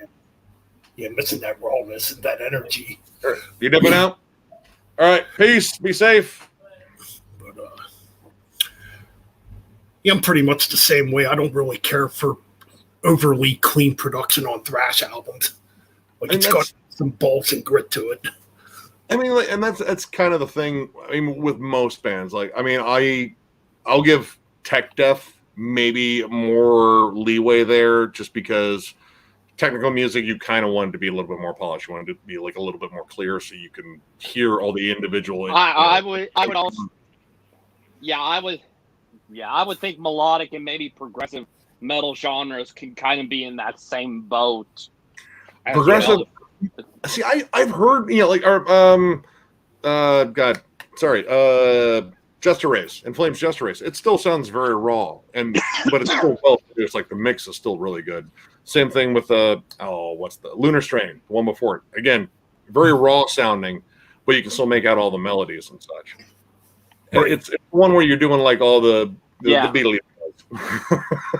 Oh, you can be a little bit more clear, but I mean, when it comes down to death metal in general, give me the dirty, gritty, like kind of 90s production. Suffocation, Piercing Within. You know, that's kind of how I wanted most of my death metal albums to sound. I mean, I like the Scott Burns mix. Scott Burns had a solid sound. And I don't know, I think people kind of shit on it now a little bit, but I mean, honestly, like he was working with a lot less. And the fact that it's kind of come full circle with a lot of death metal bands trying to get that sound now, except using, you know, modern equipment, shows he was doing something right. Oh, exactly. I always liked his production, Scott. Yeah, and I mean he worked hard at, you know, mixing it. Like I think it was in the Cannibal Corpse documentary. He said, "Pop music is easy. There's lots of empty space there. You can work around the levels real easy, and you can have that done super quick." You know, working with like bands like Cannibal Corpse, it's, you know, a blender of sounds. Like it's on every conceivable level and it's going fast all the time. Like the double kick drums, the guitars are machine gun fire. So you really have to work at that, trying to find the appropriate levels there. And he did a great job. Yeah. Oh, definitely. I mean, Cannibal Corpse is going to be a pain in the dick to rank too. Yes. I mean, I have an idea of what mine will look like. I don't know what my least favorite is. I have a feeling that most of y'all are. Good. I have a feeling that the first four are probably for all of y'all going to be safe, probably in the top 10 at the very least. You know, Jammin' John's always a bit of a wild card. I mean, yeah. I mean, you probably still Morbid Angel one. We still give him shit about, you know, yeah, Altars of Madness being at number 6. I was like, are you fucking kidding me? Yeah, we literally, like, before we do the rankings. Yeah, Joe and I had that at number 2. I mean, Covenant only edged it out by a little bit. Covenant's brilliant. Oh, yeah, but definitely. In terms of, like, you know, best death metal debuts of all time, Altars of Madness is on that list. But yeah, we before we do the shoots, we sit back and like, all right, let's go over each other's rankings, because we usually try to figure out, like, all right, whoever has like hot take, either have them go first or last. And right from the rip, you know, Joe and I were like, Altars of Madness number 2. I was like, Altars of Madness number 2 for me. John, number 6. What? And I was like, oh, you're gonna get some shit. And I mean, even in the comments, occasionally it was like, dude, is he serious? I was like, yeah, no, he's serious. Domination over Altars? Yeah, it's like, I don't see that. I don't see that. I don't either. Holy crap. I mean, the one thing that, you know, surprised me is, like, I hadn't listened to a lot of the Steve Tucker stuff in a while, and that stuff has aged really well, especially Formulas Fatal to the Flesh. Oh, that's a great album. It is. And honestly, people shitted on that one a lot when it came out, because it was not Dave Vincent. Fuck this new guy. I was like, no, Steve's good. Right. And Dave Vincent was out doing industrial music at the time. Yep. Actually, it was Jenna Torturers, because I actually own a couple of their albums. My brother-in-law actually met him when he was just going by Evil D. And he said it was cringe. You know, I think he ended up, like, he said something. You know, he was talking to Jen, who was his wife, and it was like, yeah, I finally got a chance to catch you. I was like, you know, great show. I was like, well, why didn't you catch us the other times, man? And he was like, oh, why haven't you done anything good since Domination? Like, what the hell, man? Wow. I mean, he pretty much trolled him right there. And I was like, well, dude, I mean, when I saw what he looked like in that band, I was like, that's David Vincent? Really? But I mean, honestly, now, that Ultimus project he's in is amazing, and they might actually do another album. So I got to give Dave Vincent some props again. I mean, you know, that Morbid Angel album that should never be brought up, you know, that happened. I still remember buying that one. I still own my copy, and horrible. But I mean, Ultimus is really good, and I was surprised because when I listened to it, it was like, wow, this is pretty awesome. Holy shit, that's Dave Vincent on vocals and bass. Wow. But I mean, he got Blasphemer from Mayhem on guitars, and he got Flo from Cryptopsy, who Flo is a madman. Right. I'm gonna have to check for that. Oh, dude. Yeah, Cryptopsy is nuts. But I mean, his work in Ultimus is a little bit more like subdued for him. But I've seen Cryptopsy twice, and it was hard for me to even focus on any other member. I just kept staring at Flo just because he was doing these insane, like, jazzy fills and turnovers and transitions. Like, dude, you're like a human metronome. He's just incredible. Like, he's, in terms of like more brutal death metal, he's got to be up there. Right. Agreed. Yeah. Definitely a good guitar player. Oh no, that's the drummer. Or the drummer. Yeah. Flo Monnier. It's French Canadian. I can't say French words. we usually let Ren do all the French words since he actually took French in high school. Gonna have to familiarize myself with some more death metal again. I mean, it won't be this. Well, no, it won't be this next collection update, but the one that I'll have coming up is going to be very death metal centric. Nice. I went kind of buck nutty on which one was it? Caligari Records and Rotted Life, and it's a litany of demos of like underground death metal bands and shit, and God, what other ones? Man, I've been hitting up distros way too much. But I mean, I found a lot of cool stuff. Yeah. I didn't realize indie merch was carrying all the stuff I've been looking for from Transcending Obscurity Records. Okay.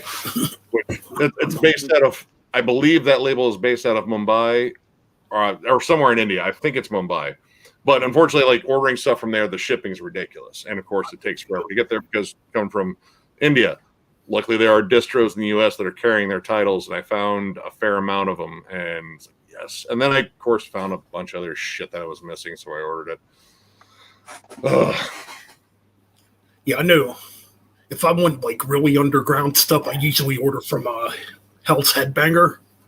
Dude, you don't even want to see the list I made in their distro. Like, it's, dude, it's long. It's long. I believe it. Most of my underground stuff I buy on from Bandcamp and stuff like that. Bandcamp's good. Definitely. Bandcamp, I mean, like, unfortunately, I don't know, the whole tapes coming back thing kind of irritates me. Like, I don't, I'm not knocking bands for really doing them because I know it's cheap and they can get them out quickly and you can still get good sound quality on them. I just don't want to have to buy a tape player again. So it's kind of selfish. But, that's the thing. I'm always hunting for CDs. That's the format that I collect. I don't collect vinyl because I can't collect another medium. I'm going to run out of room. But, I need to find more. I'm kind of the same, but an album I would only get on vinyl if I absolutely love. Like, absolutely, like, devote my time to listening to it all the time, 24/7, 365 days a year. I get it on vinyl instantly. See, vinyl, I have, like, this. As soon as you put the needle to it, you're technically damaging it right there. And I don't like that. Like, a CD you can play 1,000,000 times over, and, it took me a long time to burn through some of the CDs that I had from my teen years. Like, I've gone through 3 copies of Faith No More's Real Thing just because I played them so damn much. But it took forever. It took so many different days. Versus, I mean, a vinyl is going to wear out and start skipping and collect dirt. I mean, even if you take care of it the best you can, you're still going to keep damaging every time you drop the needle on it. Yeah, so, I got some in my collection that are just like beyond playable. Like, I was surprised. Like, one of them, like, I got Black Sabbath on vinyl, self-titled. it's kind of one of the originals, and I'm surprised that for most part it was playable. Like I was kind of surprised, but then there were some. But then I got some Rolling Stones ones where are like the whole thing is the sleeve or something, like the whole vinyl case is like damaged and stuff like that. I'm like, yeah, I'm not touching those. Those are staying in there just to be in there because I know they're probably damaged. I mean, the vinyls that are in our backdrop in our main room, I have not taken a needle to them. There's Left Hand Path, Heartwork,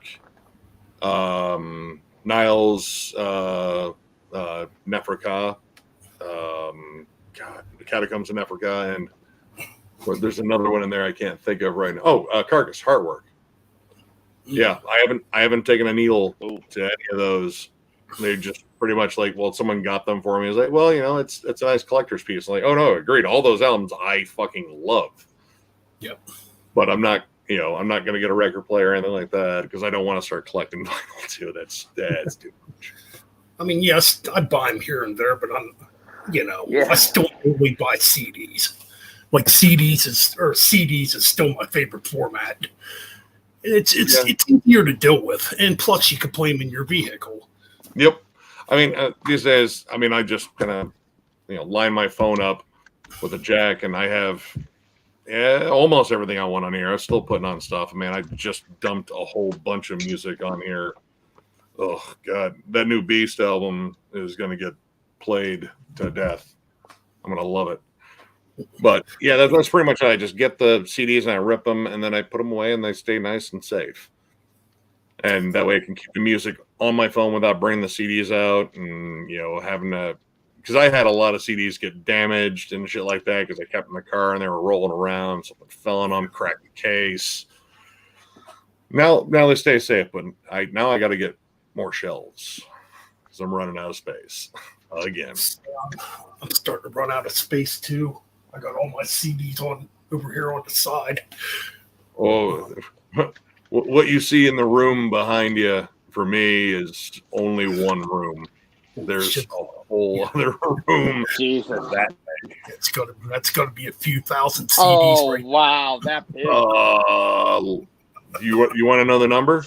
Yeah. Roughly, it's over 8,700. 8,700. Holy shit! I thought I had a lot of CDs. Damn.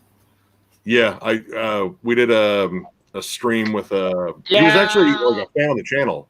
He got a hold of us and asked us, he was like, hey, you wouldn't mind jumping on my channel and answering questions? I was like, sure, why not, man? He was a 17-year-old kid, budding metalhead, and honestly, he was well ahead of us than we were at 17. Like, he was talking about like some like beat cut shit, and I was like, wow, man, I was still like surface level at your age. Bravo. And he asked me, he was like, how many CDs do you have in your collection? I was like, you ready? I was like, oh yeah, no, I got like 400 here. I was like, you're off to a great start. I didn't have that many at 17. I was like, and I told him how many. He was like, dude, that's like for real? That's a real number? Like, really? I was like, yeah. It's I've been collecting since I was 14, and that was quite some time ago. Like a lot of time ago. I'm probably around. I think I've been. Yeah, I'm probably around. Mine is over 100, but I'm like, my number of CDs is like insignificant to what you got, Nick. Well, you'll just keep collecting. If you still have like the itch for it, like if you still love it, and I try to just remind people, like, physical media is important. It's like a keepsake you always have, Yep. Like, there's something weird about like getting something digitally.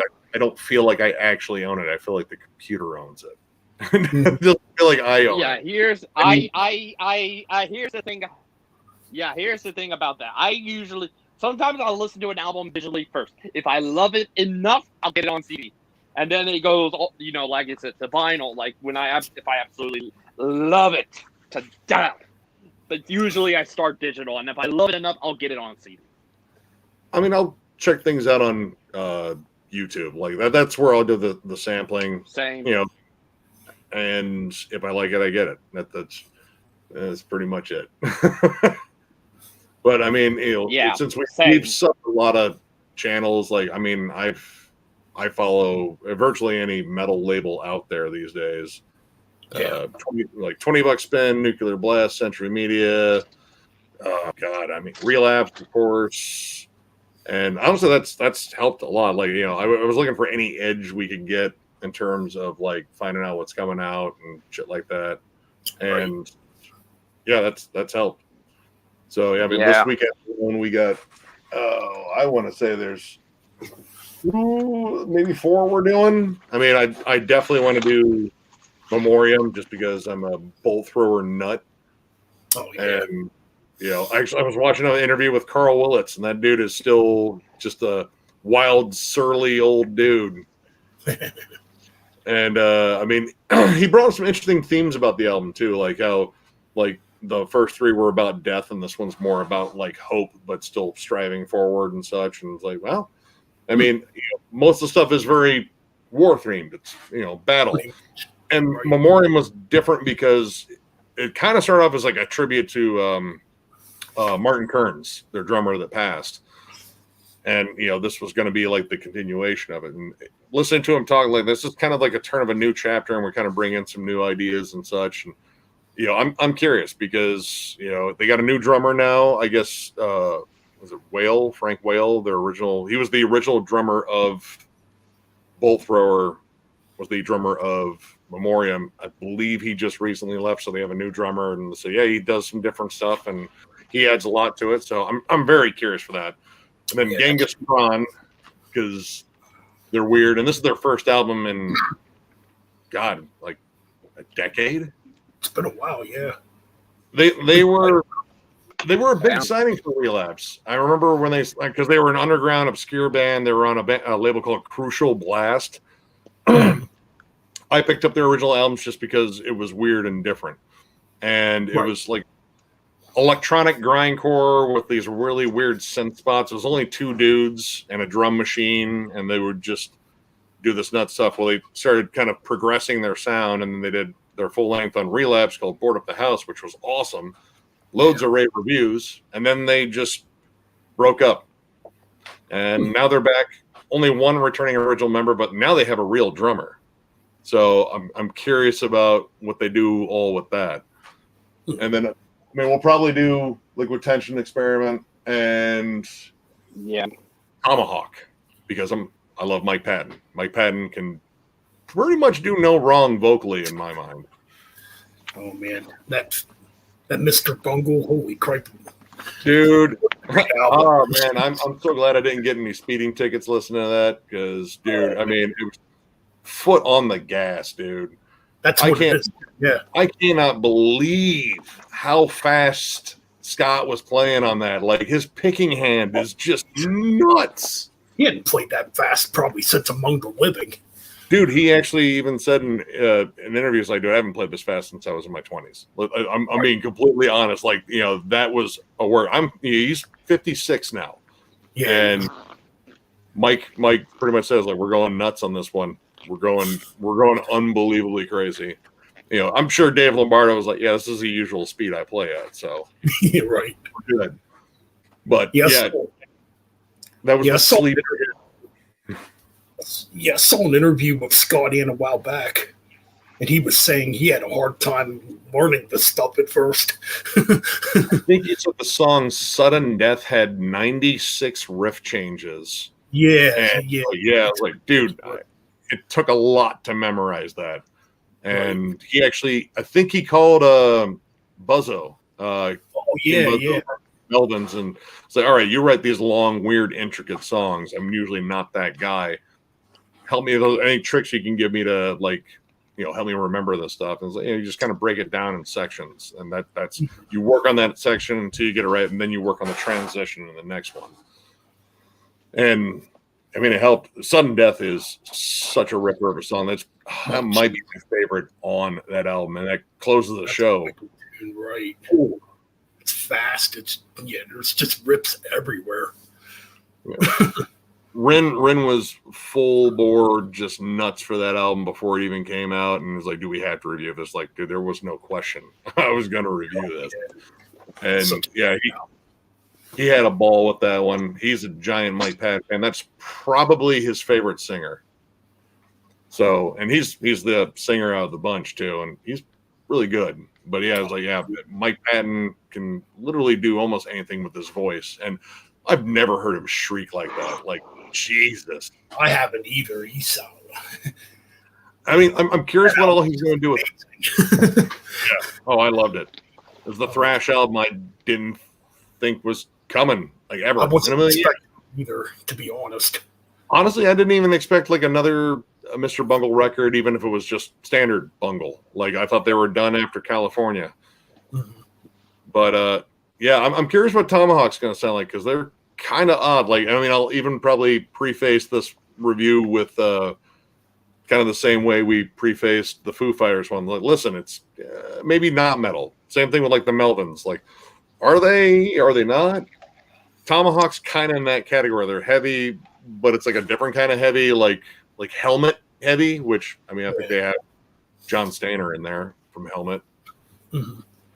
So I don't know. I'm curious. I imagine it's going to be weird because I can imagine. Well, it's got Mike Patton too. Mike Patton.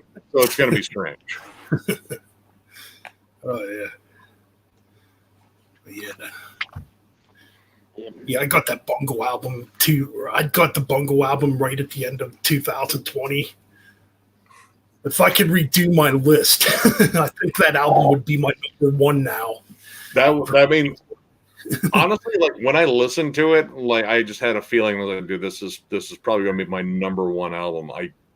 There's nothing wrong with it. It's so fucking perfect.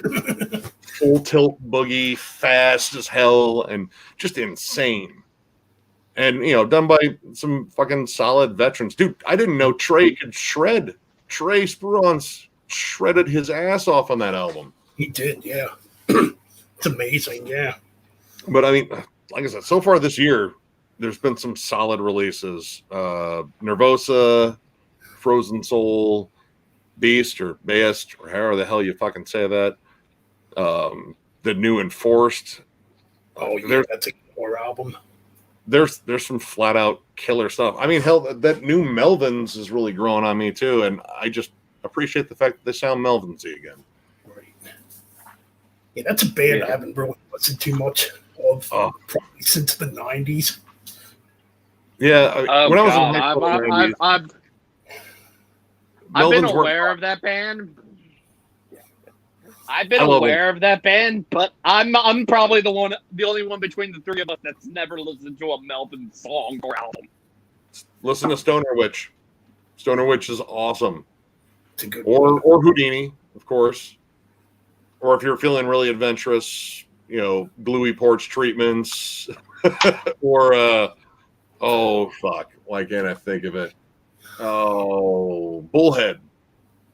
Bullhead's nice and strange. Or the period where they had two drummers.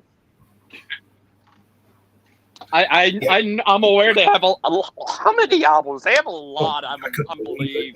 26? I think maybe 22 of them are full lengths. I mean, there was a while, and not to mention stuff they put out on their own. Like Dale Crover just put out an album this year before the Melvins dropped their newest one this year. Buzzo, I think, has at least two, and then I guess if you count the Melvins, where they did the sort of the Kiss tribute thing, where one was Buzz, one was Dale, and I can't remember the original bassist. Yeah, they're constantly putting out stuff. It's ridiculous. And then, all the other projects they get involved in too, like Shrine Builder, has Dale Crover on drums, and Wino. Dude, Shrine Builder's incredible. It's a super group I would love to see get back together. I might have to check out some more Melvins. Dude, Stoner Witch is great. I mean, like, maybe one of their most well-known singles is on there with Revolve. I would say Stag because the bit's on there, but that one gets kind of weird. But the bit is a killer song. They were an acquired taste. Like even in the 90s, they were like, I mean, when I was a kid, I mean, I was already kind of the outcast because I was the metalhead. But when it came down like the grunt kids, like they weren't even like, Melvins are dumb. That's the dude with the weird hair. And it was like, well, you know what? I don't like you, so I'm gonna check out this band just because I don't like you. Oh my god! And yeah, that's pretty much how it worked. And like I checked out Houdini and I was like, wow, this is different. None of these lyrics make sense. I don't care though. Oh man, the 90s. That's the 90s did some wild stuff. Yeah, that's when I really got into death metal, back in the early 90s, or maybe the mid 90s. I mean, I know I'm not the only one with the story where they went to go see Ace Ventura and they saw Cannibal Corpse and like, dude, what? That was like a sort of a spiritual awakening because I went out and bought Eaten Back to Life. Lo and behold, of course, it didn't have the song I was looking for, Hammer Smash Face, but I liked what I heard, and Skull Full of Maggots and the Undead Beast. Right, it's kind of weird. Speaking of that, before I saw that movie, I actually knew who Cannibal Corpse was. I mean, just from seeing like advertisements for their T-shirts at the time, I'd look at them, I'd be like, these guys look kind of cool. And of course, it was Ace Ventura too, where I first actually heard Cannibal Corpse. And I'm like, this fucking band rules. Why at the time. They were on my like early exposures to even like Metal Blade Records. That was probably the first time I ever saw that logo. And I don't know, it was one of those, I think in the documentary that when they were talking to Trevor from Black Dahlia Murder, he pretty much said it perfectly. It was like, when I saw the album, I instantly knew it was metal. I knew it was going to be insanely heavy when you just looked at the album cover. I'm trying to think. I think the first album cover I ever saw was Eaten Back to Life. It was either Eaten Back to Life or Tombs of the Mutilated. I can't remember which one now. It was Eaten Back to Life for me because that was the first one I bought, and then I bought Butchered at Birth like a week later. And Butchered. I remember my mom having a bit of a fit with that one. First one I bought. That was the first one I bought, was Butchered at Birth way back in 95, I think.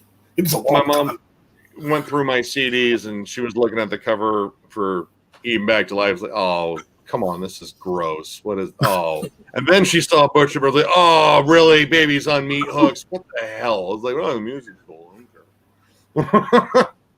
And, like years later, though, I think the best part is she sat down and watched the whole documentary about Cannibal Corpse. Like, these guys are really interesting. This is really good musicians. I was like, yeah, this is the band with the meat hook babies. Like, oh, okay, it was disgusting, but they are really cool. And they're still around. Yeah. I mean, I can't wait for this new album to drop. I think Eric Rutan he wrote 3 songs on there. And I'm reasonably sure that first song, that solo, sounds like an Eric Rutan solo.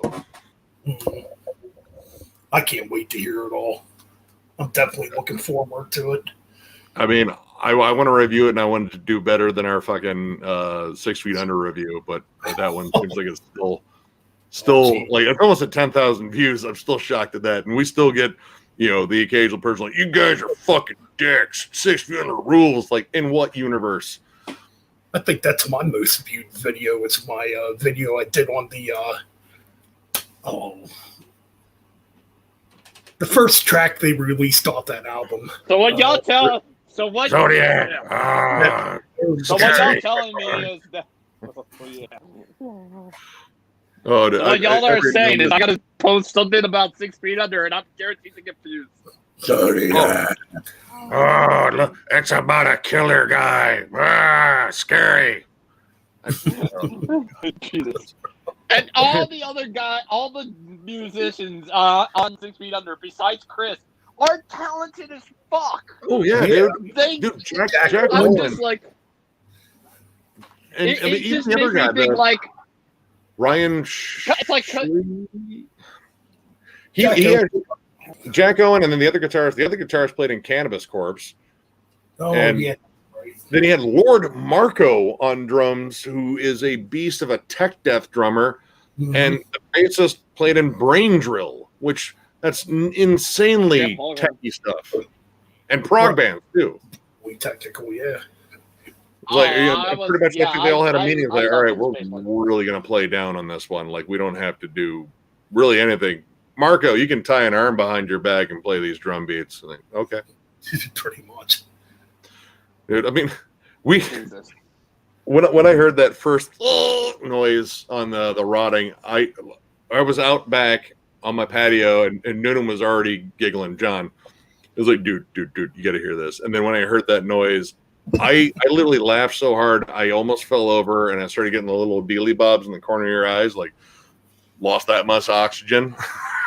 Dude, I couldn't believe it. Was like, dude, he heard this, like, yeah, that fucking rules, right? That was an awesome vocal take. And I think it sounded like he just, like, he did one take and like, that was it, nailed it first try. Like, no. Time to go hit the bong again. Oh, yeah, dude. Like, are you just a bong? I think it's like a garbage bag of weed in that studio. You're like, all right, this is for me. You guys got to bring your own. Yeah. And you know, I just don't get it. Like, sometimes the vocals didn't match up with the beat. I think, like, you may have recorded the vocals first. Like, here, write a song around this. I was like, it's terrible. No, it's not. I did it. Oh my god! Yeah, the production was terrible. Everything about like, that was bad. Everything about it. Like, I mean, it sounded rushed. It was like, it didn't sound finished. Like, was there a deadline? I don't think a lot of people were waiting for it. I could be wrong, because there are a lot of 6 Feet Under fans still. But I mean, I was going to be honest about it. I wasn't going to hold back. I wasn't like, this is good. You should get it, because it just sounds like it just sounds like one big uninspired pile of shit. I mean, if that's all Chris has got left in the tank, man, hang it up, dude. That's it. No. But I hear they're going to put out another album. They're going to do another Graveyard Classics, and I heard it's going to be Rush. God. And no. Like, I will open up that review. Like, well, congratulations, Barnes. You killed Neil Peart again. Yeah, he died again because you put this out. That's gonna be Lord Marco, find a different band. Oh, it's bad enough when they covered AC/DC's Back in Black in its entirety. Oh God. I forget fans they've covered. I know, like, Rin is a bit of a fan of them, but he likes it because, like, I like it because they're stupid. It's stupid, and it has to be self-aware. It's like, I don't think it's self-aware. I think Chris thinks it's brilliant, and then everyone else in the band waits for their check to clear. Oh yeah, this is brilliant, guys. I'm gonna go hit the ball again. Like, I mean, like, seriously, like, how brilliant? Like, all right, the song's called "Drink Blood, Get High." Oh, cool, Chris. What's it about? Zodiac. No, that's about drinking blood and getting high. I forgot. It's just so bad. Like, and it had, like, I can't even picture the dudes in the studio going, great job, guys. Fantastic. It's woo! Yeah.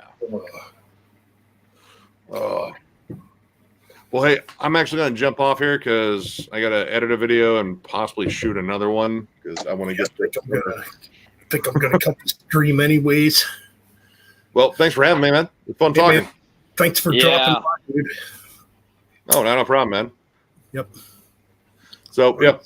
I'll catch you later, man. Thank you for having me. And no problem. Hey, you're welcome back anytime, man. Cool. Yep. Peace out. Peace. All right. Thanks for joining, everybody. Keep it metal.